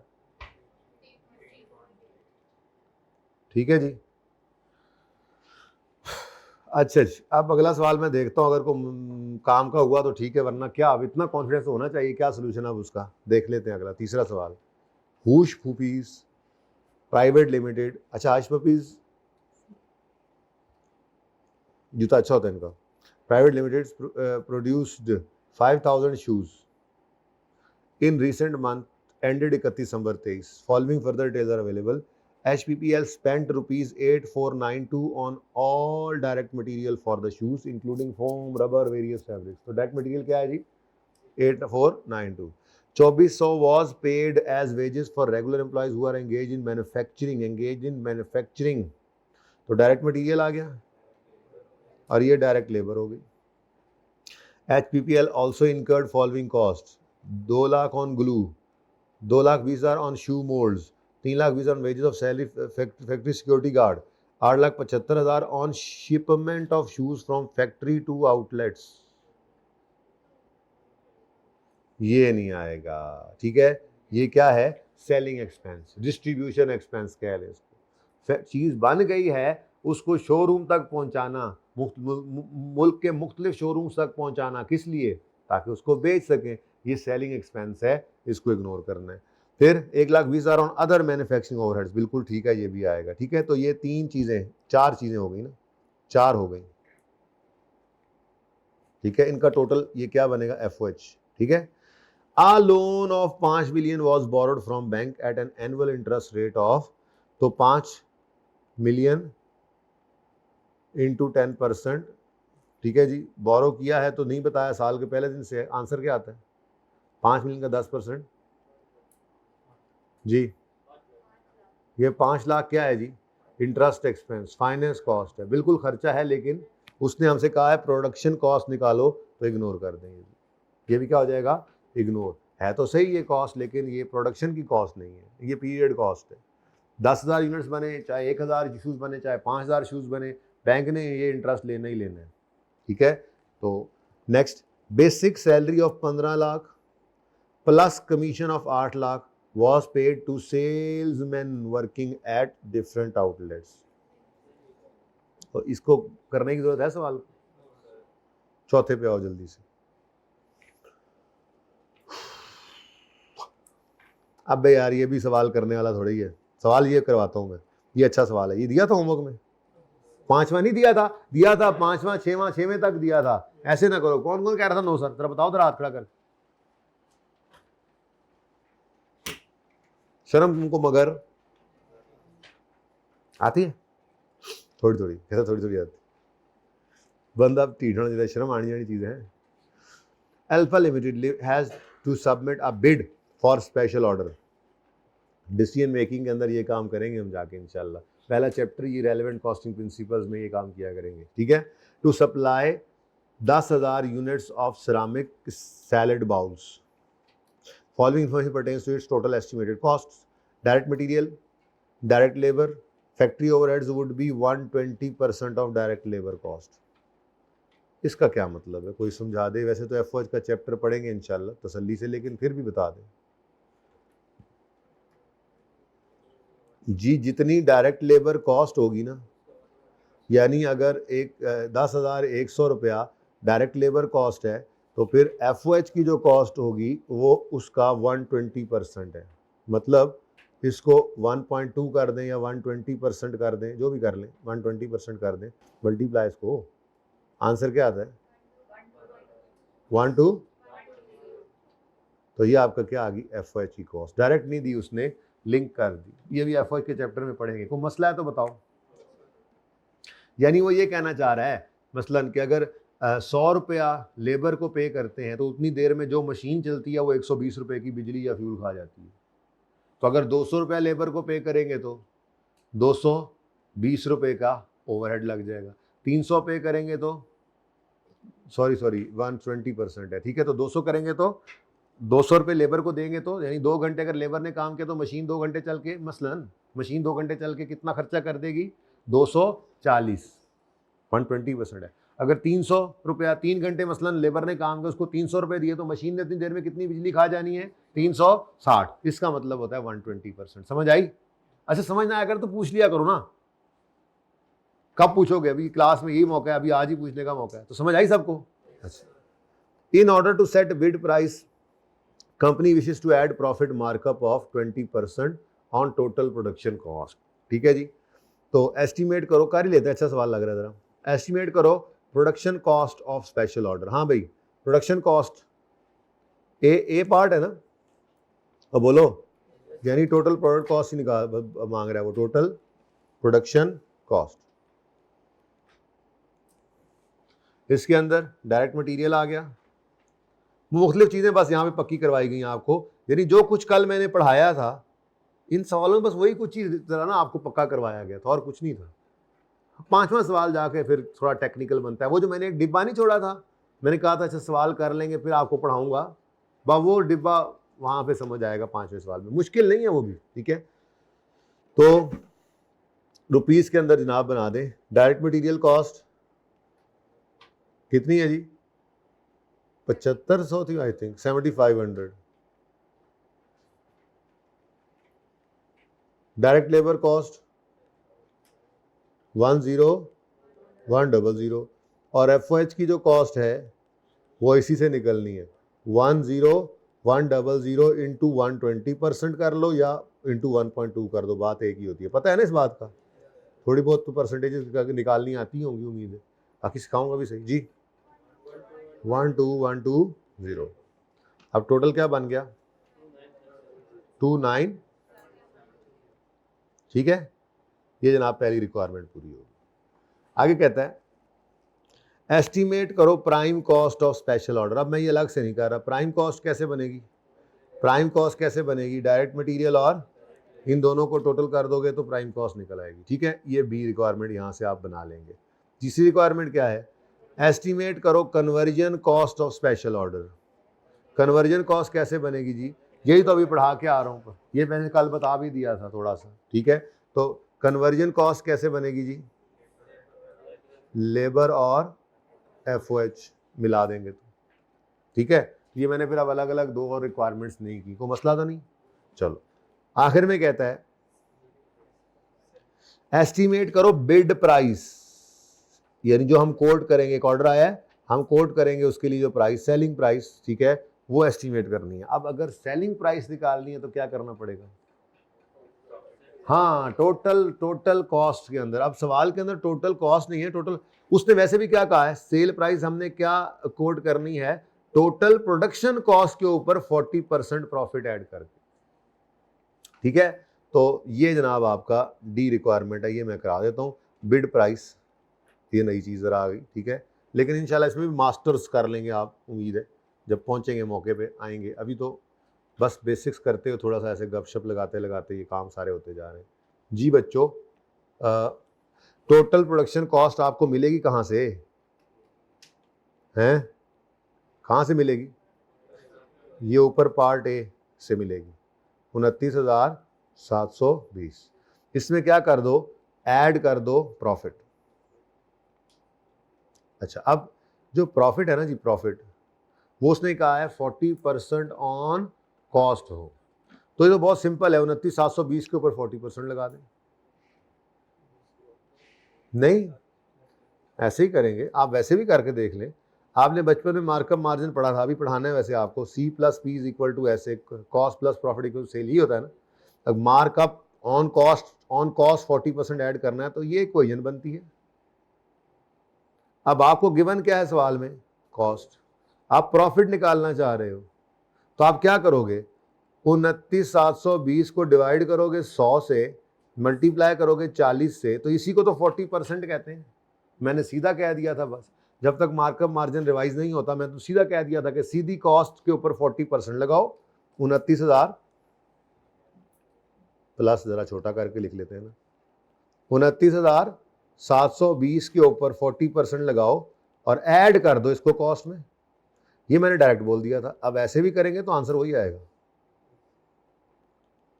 जैसे इसका आंसर क्या आया, इसका आंसर क्या है 11 अच्छा, तो 29,720 का 20% लो तो क्या आंसर आता है?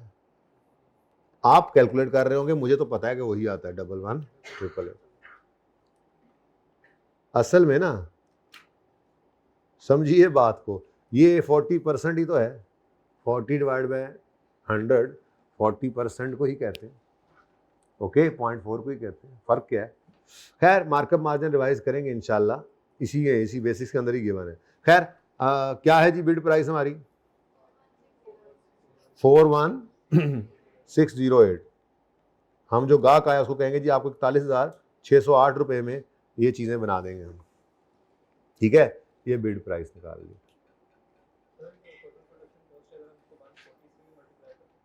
नहीं, टोटल, हाँ वो फिर प्रॉफिट निकलेगा।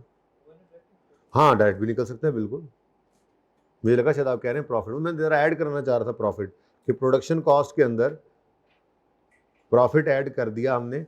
अच्छा, वैसे टोटल कॉस्ट के अंदर हम प्रॉफिट ऐड करके बिड करते होते हैं, लेकिन उसने खुद कह दिया कुछ सवाल में नहीं है सेलिंग एडमिन खर्चे, तो फिर हमने क्या करना। ठीक है, और यार 6वां 7वां 8वां 9वां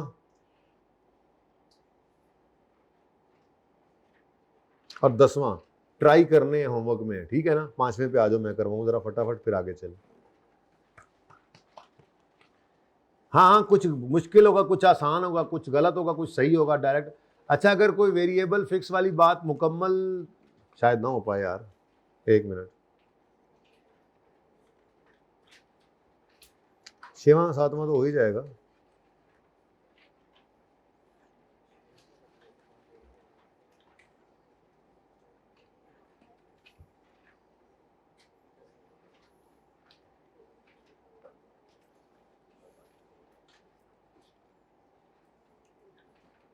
हाँ ठीक है, ट्राई करना यार, देखी जाएगी।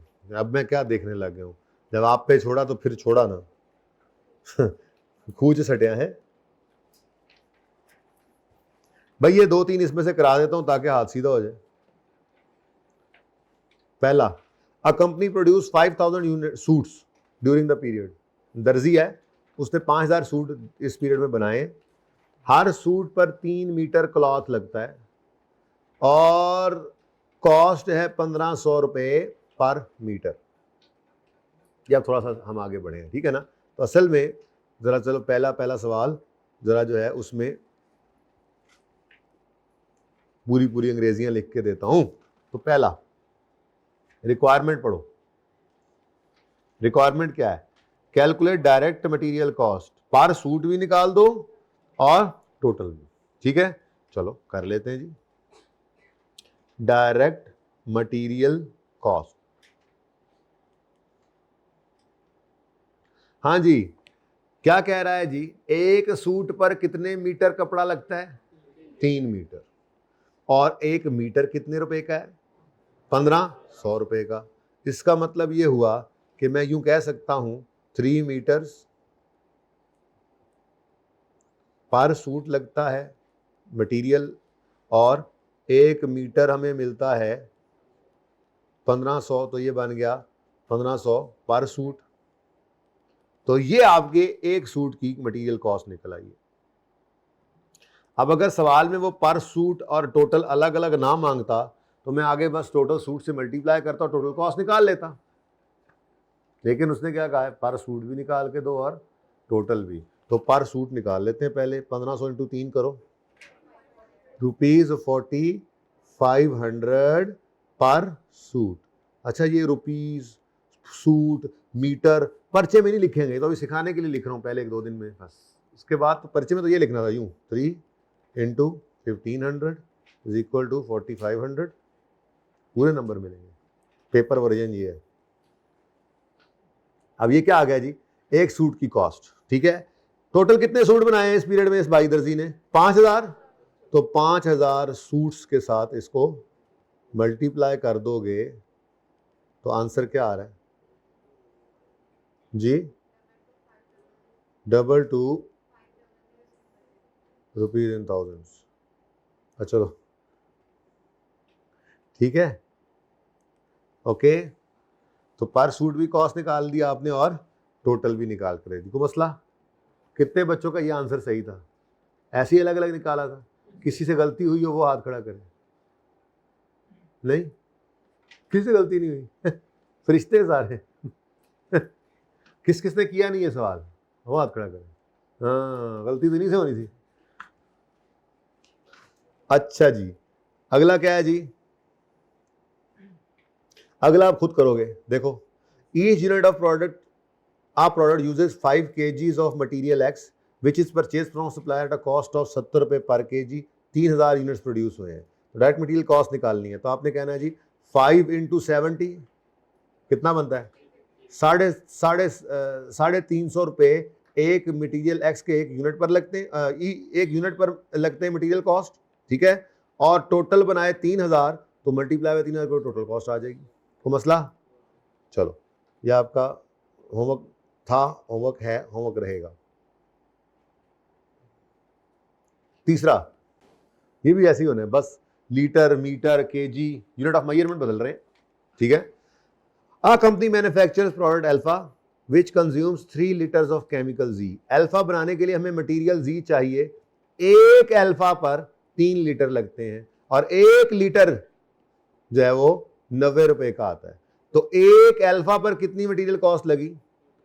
19 × 3 270 रुपीज 270 पर लीटर, पर KG, per unit of alpha material cost है, ठीक है ना।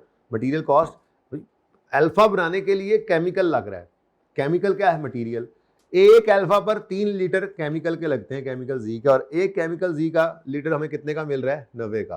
तो एक अल्फा बनाने की मटेरियल कॉस्ट कितनी बनी? 3 × 90। करूं, ये समझ आ रही है? फिर टोटल 5000 अल्फा बने हैं, तो फिर वही असल में बिल्कुल सेम टू सेम थे। तो मैंने कहा चलो एक दफा फॉर्मेट सामने आ गया, मसला नहीं, ठीक है। चलें आगे। लेबर वाला है, नजर नहीं आ रहा। Oh, very important, very important. Unit of measurement.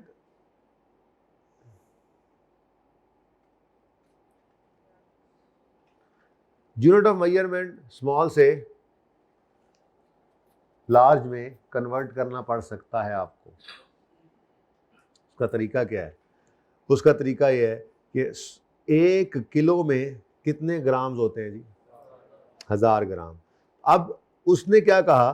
कहता है कंपनी प्रोड्यूस करती है बीटा जिसमें 100 ग्राम मटेरियल ए का लगता है, एक बीटा पर 100 ग्राम, जबकि मटेरियल ए हमें मिलेगा 3000 रुपये पर ग्राम। मसला आ गया ना। एक तरफ क्या है और दूसरी तरफ रेट किस में गिवन है।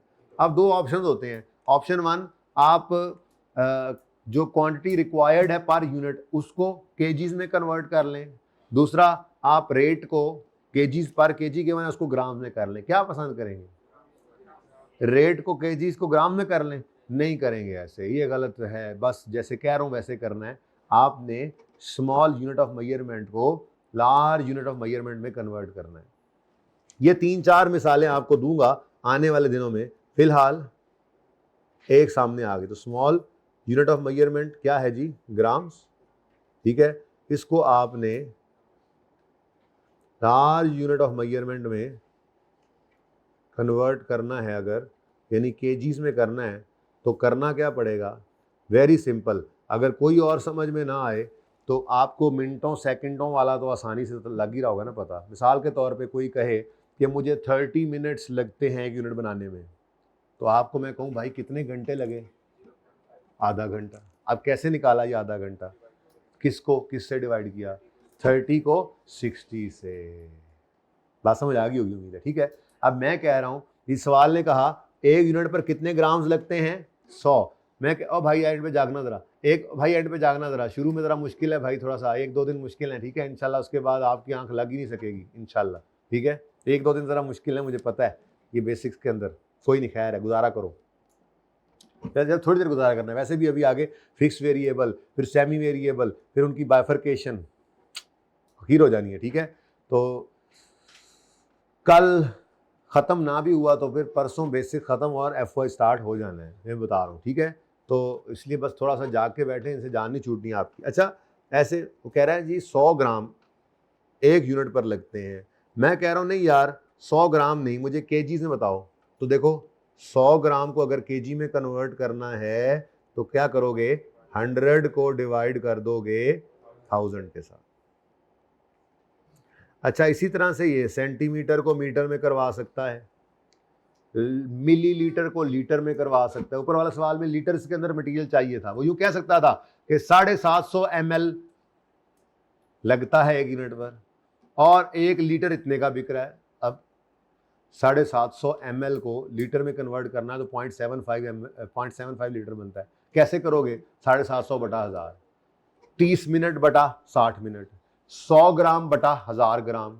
बात समझ आ गई? तो ये कितने केजीज बन गए, ये 0.1 kg बनता है। ऐसे ही है, बस हो गया सवाल, ठीक है। तो कौन सा पार्ट चल रहा है, फोर्थ है, बोल। डायरेक्ट मटेरियल कॉस्ट निकालनी है, टोटल या पर यूनिट या दोनों। चलो अब देखो भाई, इधर देखो, 3 मीटर्स पर सूट था ना, अब 3 मीटर्स नहीं बल्कि लीटर्स चाहिए, लेकिन लीटर्स ही है ना, ग्राम सॉरी, केजीज चाहिए, ठीक है। तो केजीज में रेट गिवन है और ग्राम्स में quantity required per unit given है, तो इसको क्या कर देंगे, कन्वर्ट। हो गया कन्वर्ट, कैलकुलेटर खुद ही आंसर निकालता है, आप नहीं निकालना, ठीक है। इनटू रुपीज 3000 पर केजी। अब देखो ना, ये ग्राम्स थे 100 बटा 1000 किया तो 0.1 kg बन चुका है। लिखना चाहो तो लिख लो, वैसे कैलकुलेटर आंसर दे देता है, ठीक है ना, लिख दूं, चलेगा, चलो। अच्छा, अब यहां से क्या आंसर आया, ₹300 पर यूनिट, 300 पर यूनिट। एक यूनिट बीटा का 100 ग्राम मटेरियल लेता है, तो एक बीटा पर 300 रुपए का मटेरियल लगा, 300 रुपए का, ठीक है, पर यूनिट। टोटल कितने यूनिट बनाए इस पीरियड में, तो 10,000 यूनिट से मल्टीप्लाई करोगे तो टोटल कॉस्ट आ जाएगी जी रुपीज, ठीक है। तो ये इसी तरह से आपको 2-3 और भी सिखाऊंगा, जिंदगी अगर रह गई तो, ठीक है, जो नॉर्मली आया करते हैं। वो मिनट्स सेकंड्स को मिनट्स को सॉरी आवर्स में करना पड़ सकता है, लेबर के अंदर जाके आपको मिलीलीटर्स को लीटर्स में, ग्राम्स को किलोग्राम्स में, ठीक है, यही मोटे मोटे, ठीक है, सेंटीमीटर्स को मीटर्स में करना पड़ सकता है। ये 3-4 हैं जो मशहूर आया करते हैं, ठीक है। Next, our company manufacture product gamma each unit requires 20 minutes of direct labor and workers are paid 100 per hour, company produce 5000 units, direct labour cost निकालो पर यूनिट भी और टोटल भी। अब ये भी वैसा ही हो गया, कितने मिनट्स लगते हैं जी एक यूनिट बनाने पर, 20 मिनट्स, ठीक है। तो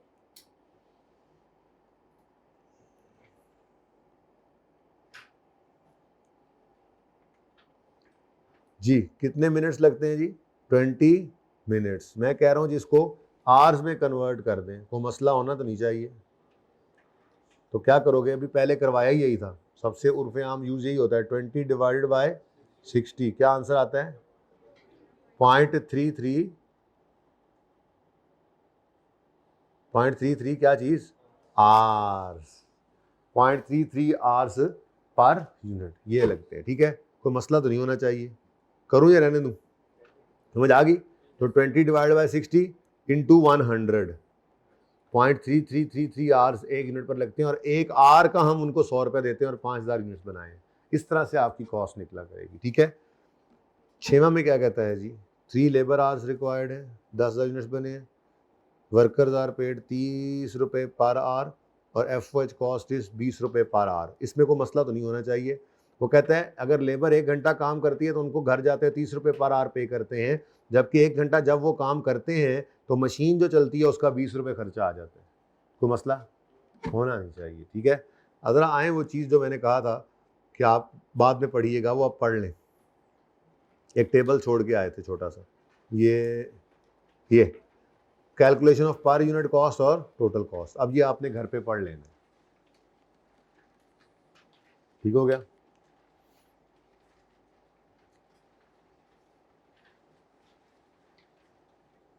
पढ़ लेंगे, कोई मसला होना ही नहीं चाहिए, इसलिए मैं पढ़ा नहीं रहा। तो यही मैंने पढ़ाया अभी, पहले तो नहीं पढ़ा सकते थे, लेकिन अब ज़्यादा अच्छा समझ आएगा ये 5वें सवाल को करने के बाद।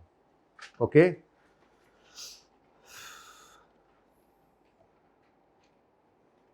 मुझे क्यों लग रहा है 5वां सवाल आपको समझ नहीं आया? लेबर वाला एक सवाल कर ना लेते, आ गया पक्का? ये तो कोई बात नहीं, आ जाएगा समझ, जान तो छुटनी कोई नहीं। 6वां 7वां 8वां 9वां 10वां होमवर्क में दिए है ना। 11वें पे आओ, 11वें में ना आओ, बल्कि 11वें पे आओ, बल्कि आ जाओ। सवाल मैंने जो था वो गायब कर दिया। सवाल को पहले बनाएंगे, पहले सवाल बनाएंगे फिर जवाब भी बनाएंगे। क्वेश्चन नंबर 11 पेज 14 नोट्स का।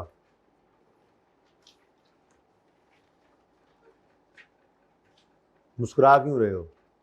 कि होता तो ऐसा है नहीं, है ना जी।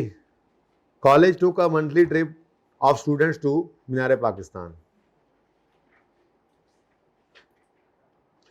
The bus cost for each trip is 15,000। Bus वाला 15,000 रुपये एक चक्कर का लेता है, यानी सुबह जाएंगे बच्चे और शाम को यहाँ कॉलेज से पिक करेगा बस वाला और कॉलेज पे ड्रॉप कर देगा। और कितने पैसे लेगा? 15,000। And burger cost per student is 800। और जो बच्चों को बर्गर खिलाया जाएगा तो एक बच्चे के बर्गर के ऊपर बर्गर बोतल को डील होगी ना जी, ठीक है, पानी की बोतल, वो कितनी है जी? 800। तो एक बच्चे की बर्गर कॉस्ट कितनी आ गई? बर्गरों की कॉस्ट कितनी आ गई? 800। Number of students participating in monthly activity are as follows. अब जब ये काम शुरू हुआ, पहली दफ़ा जब ट्रिप गया सितंबर में, मंथली ट्रिप जाता है, ठीक है, सितंबर में ट्रिप गया, 30 बच्चे गए, अच्छा लगा उनको, मज़ा आया उनको, उनने आगे आके और लोगों को भी तैयार किया। अक्टूबर में 50 तैयार हो गए, फिर और लोगों को वापस आकर उन्होंने तैयार किया तो नवंबर में 70 हो गए। कोई मसला?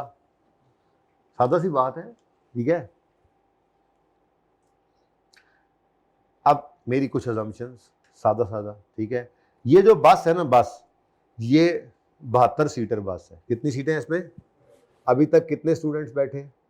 70, ठीक है। इसलिए बस एक ही जा रही है हर महीने, बस एक ही जा रही है हर महीने। कोई मसला?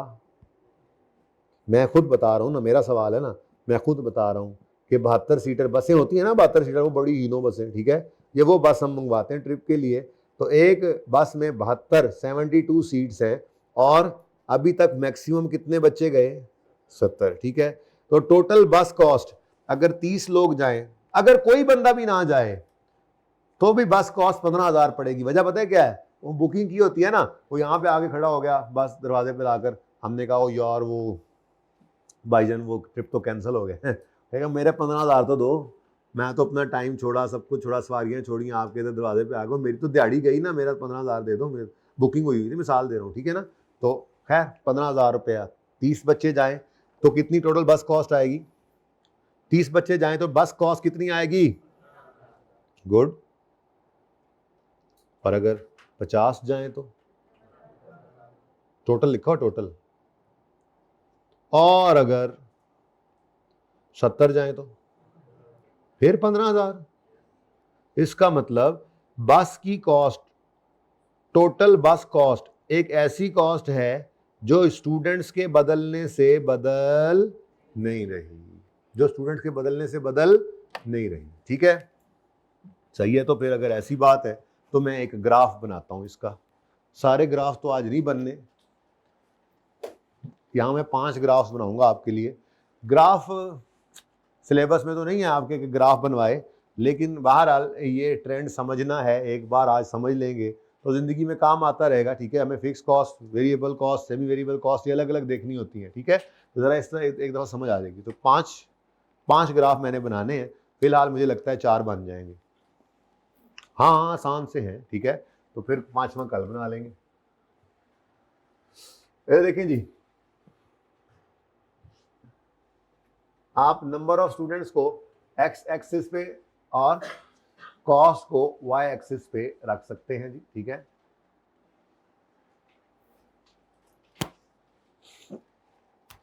अच्छा, अब हम बात ये कर रहे हैं कि टोटल बस कॉस्ट, ग्राफ किसका बन रहा है? ये ग्राफ किसका बन रहा है?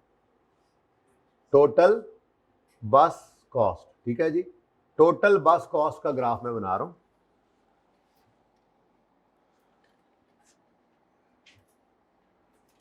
तो ऐसे 20, 40, 60, 80, 100 कोई भी रख सकते हैं आप। ठीक है, ये रुपीस के अंदर कोई भी, ये मेरा अपना ग्राफ है, मेरी मर्जी। तो 20, ये रुपीज इन थाउजेंड है। ठीक है, 20,000 बहुत कम हो जाएगा। तो कितनी कॉस्ट थी? 15,000 थी ना?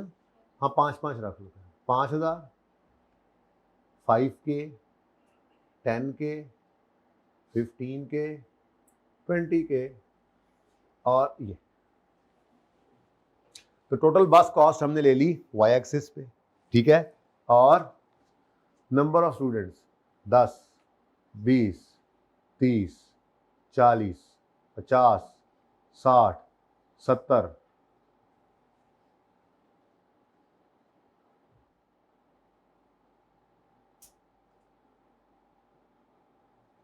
तो वाई एक्सिस पे हमने क्या ले लिया जी? Number of students. अब ग्राफ बनाना है इस कॉस्ट का। ठीक है, देखिए 30 बच्चे अगर जाएं, 30 बच्चे अगर जाएं तो बस कॉस्ट टोटल कितनी है? टोटल बस कॉस्ट कितनी है? लो जी, ये जरा लाइन ना थोड़ी बहुत आगे पीछे होंगी तो फिर मैग्नेटिक नुक्ते हैं या खुद ब खुद साथ मिल जाया करेंगे मेरी लाइन के। ठीक है ना? हाँ ना, मेरी लाइन है ना। ठीक है, अच्छा ले जी, अगर बच्चे 50 लेकर जाएं कॉलेज वाले ट्रिप पे, तो बस वाले ने क्या कॉस्ट लेनी है? फिर 15,000 ही लेनी है। किराया सवारियों के हिसाब से नहीं ले रहे। कितने बच्चे गए जी? 50 गए दूसरे महीने में, कॉस्ट कितनी आई? और तीसरे महीने में कितने लोग गए? 70। अच्छा, अब कल ना बस की कैपेसिटी पूरी कराएंगे। ठीक है ना? हाँ, अभी फिलहाल तो 70 बच्चे भी जाएंगे तो भी कितनी कॉस्ट आ रही है? बस वाले ने कितना किराया लेना है? भाई बस वो किया हमने, अब उसमें हम चाहे एक बच्चा बिठा के ट्रिप पे ले जाए, चाहे 70 बच्चे, जितनी सीटें उतने तक तो भर सकते हैं उसको। ठीक है, अब अगर हम इन नुक्तों को जोड़ें तो ये कुछ इस तरह की लाइन आपको नजर आ रही है, यानी कि एक ऐसी कॉस्ट आपके सामने है। ये ट्रेंड, इस लाइन से आपको एक ऐसी कॉस्ट नजर आ रही है कि जो स्टूडेंट्स के चेंज होने से चेंज नहीं हो रही। ठीक है, नंबर ऑफ स्टूडेंट्स बढ़े या नंबर ऑफ स्टूडेंट्स कम हो, आपकी टोटल फिक्स कॉस्ट, टोटल बस कॉस्ट, मुंह से निकल गया मेरे फिक्स कॉस्ट, टोटल बस कॉस्ट चेंज, मुंह से निकला सही। बस कॉस्ट क्या है? टोटल बस कॉस्ट क्या है? फिक्स कॉस्ट, क्योंकि इसका बिहेवियर इन टोटल फिक्स है, ये कांस्टेंट रहती है, नंबर ऑफ स्टूडेंट्स के बदलने से नहीं बदलती। हाँ, एक गिवन एक्टिविटी लेवल में, यानी 70-72 बच्चों तक एक जो कैपेसिटी है इस बस की पूरी, तो जितने मर्जी स्टूडेंट्स आप ले जाएं, इसकी टोटल कैपेसिटी के अंदर रहते हुए इस कॉस्ट ने इन टोटल चेंज नहीं होना। ठीक है, तो ये जो मैंने आपके सामने ग्राफ बनाया बस कॉस्ट का, दरअसल ये टोटल फिक्स कॉस्ट का ग्राफ है। क्या है जी? ये क्या है जी? Total fix cost. ठीक है, ये ठीक है, टोटल बस कॉस्ट मेरी एग्जांपल में ये थी टोटल बस कॉस्ट, इसी को ही हम कह सकते हैं टोटल फिक्स्ड कॉस्ट। तो टोटल फिक्स कॉस्ट की डेफिनेशन आपको पढ़ाऊंगा, लिखी हुई है नोट्स में। तो डेफिनेशन में ये लिखा हुआ है कि total fix cost is a cost that remains same in total, या देख लेते हैं, या यूं कह लें that does not changes with change in activity level, लेकिन इन टोटल की बात हो रही, इन टोटल। तो फिक्स कॉस्ट अगर आप टोटल में देखें तो वो चेंज नहीं होती नंबर ऑफ स्टूडेंट्स बढ़ने से या कम होने से। लेकिन ले आए इधर, अच्छा देखें आप, मिसाल लेते हैं आप लोगों की, क्या नाम है आपका, हैं जिशान जो है ना, जिशान, इसने कहा जी मैं पेपर देने जाऊंगा इस बार रिक्शे पे, ठीक है, किस पे, रिक्शे पे, बाइक पे नहीं जाना, रास्ते में जाते हुए पढ़ता जाऊंगा, ठीक है। तो इसने एक रिक्शा या एक क्रीम उबर बुक की, ठीक है, गाड़ी जो भी है, ठीक है, कैब बुक की, कुछ भी कर लिया। अब इसके जो घर से लेकर कहाँ से सेंटर बना था, ठोकर, हाँ अच्छा माशाल्लाह, चलो खैर हम ठोकर ही चलते हैं, ठीक है। तो ठोकर तक इसका सेंटर अगली बार बन गया, ठीक है। तो इसका जो किराया बनता है ना वहाँ तक, वो बनता है 1000 रुपये। अब अगर ये अकेला जाए या अपने साथ दोस्त दूसरे को भी ले जाए, या गली में 4 दोस्त ये एक ही गली में रहते हैं जो सीए कर रहे हैं, इकट्ठे ही एक ही तरह के पेपर पढ़ रहे हैं, दोस्त भी हैं, क्लास फेलोज भी हैं, ठीक है, तो ये चारों उस गाड़ी में बैठकर इकट्ठे चले जाएं, तो गाड़ी वाले ने तो फिर भी कितने पैसे लेने हैं, 1000 रुपये। इसका मतलब नंबर ऑफ सवारियों के बदलने से इन टोटल आपकी कैब की कॉस्ट 1000 रुपये चेंज नहीं हो रही। ये बात समझ आती है। लेकिन अगर ये अकेला जाता है तो इसकी जेब से कितने निकलेंगे, 1000 रुपये, और अगर 2 दोस्त गए तो 500, अगर 4 गए तो 250। इसका मतलब टोटल कॉस्ट की ये नेचर है, ये fix cost, sorry total fix cost की ये नेचर है कि ये एक गिवन एक्टिविटी लेवल में इन टोटल चेंज नहीं होती। इन टोटल ये क्या रहती है, कांस्टेंट, जबकि पर यूनिट ये क्या होती है, डिक्रीज, अगर हम नंबर ऑफ यूनिट्स बढ़ाते जाएं, नंबर ऑफ स्टूडेंट्स बढ़ाते जाएं, ठीक है।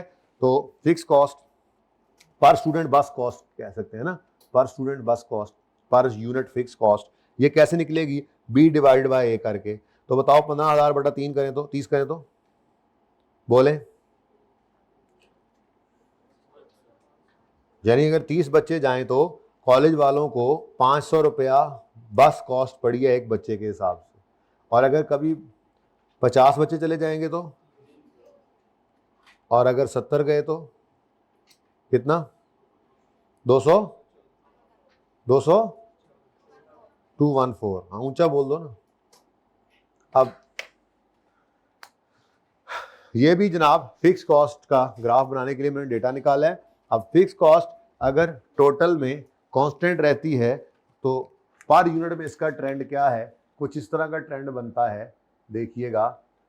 ये बस अब फिक्स कॉस्ट का ही बनेगा ग्राफ, इसकी डेफिनेशन पढ़ते हैं, छुट्टी करें, फिर कल इंशाल्लाह इसी तरह से वेरिएबल, और फिर एक आएगी सेमी वेरिएबल भी, ठीक है।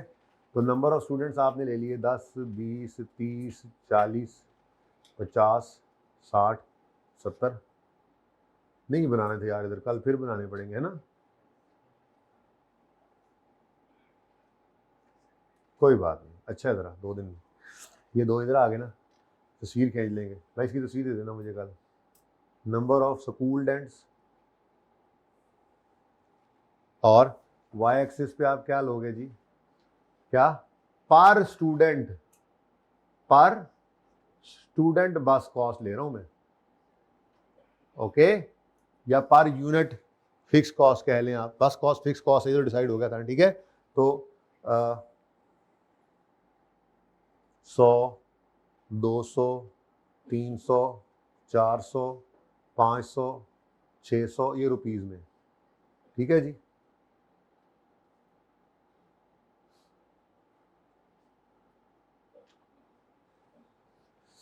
अगर 30 बच्चे जाएं, अगर 30 बच्चे जाएं तो एक बच्चे की बस कॉस्ट कितनी आ रही है हमें, 500 रुपये। तो 30 बच्चे जाएं तो जरा बताना, जरा ब्रेक जहाँ लगानी हो तो बताना। लगा दूं? लग जाए ब्रेक? अगर 50 बच्चे जाएं तो कम हो गई कॉस्ट, पर यूनिट कॉस्ट। 2 बच्चे तैयार हो गए तो किराया कम हो गया, 3 हो गए तो और कम, 4 हो गए तो हाँ, लेकिन सवारियां 4 ही बैठ सकती हैं। अगर 6-7 तैयार हो गए, छत नहीं लगी हुई, ठीक है, तो दूसरी गाड़ी लेनी पड़ेगी। फिक्स कॉस्ट के अंदर एक स्टेप आया करता है एकदम से, वो कल देखेंगे इंशाल्लाह, ठीक है ना। फिलहाल सवारियां पूरी यहीं पर रखें, 4 से ज़्यादा नहीं जाएंगे, ठीक है ना। एक आगे 3 पीछे बैठ कर, एक तो ड्राइवर होना है ना, ओके। हाँ, आगे 2 नहीं बिठाने, चलान हो जाता है। ले जी, उसके बाद अगर बच्चे जाते हैं 50 तो किराया कितना पड़ रहा है? ब्रेक लवाना मैनू, रोक के कंडक्टर बनो ना मेरे।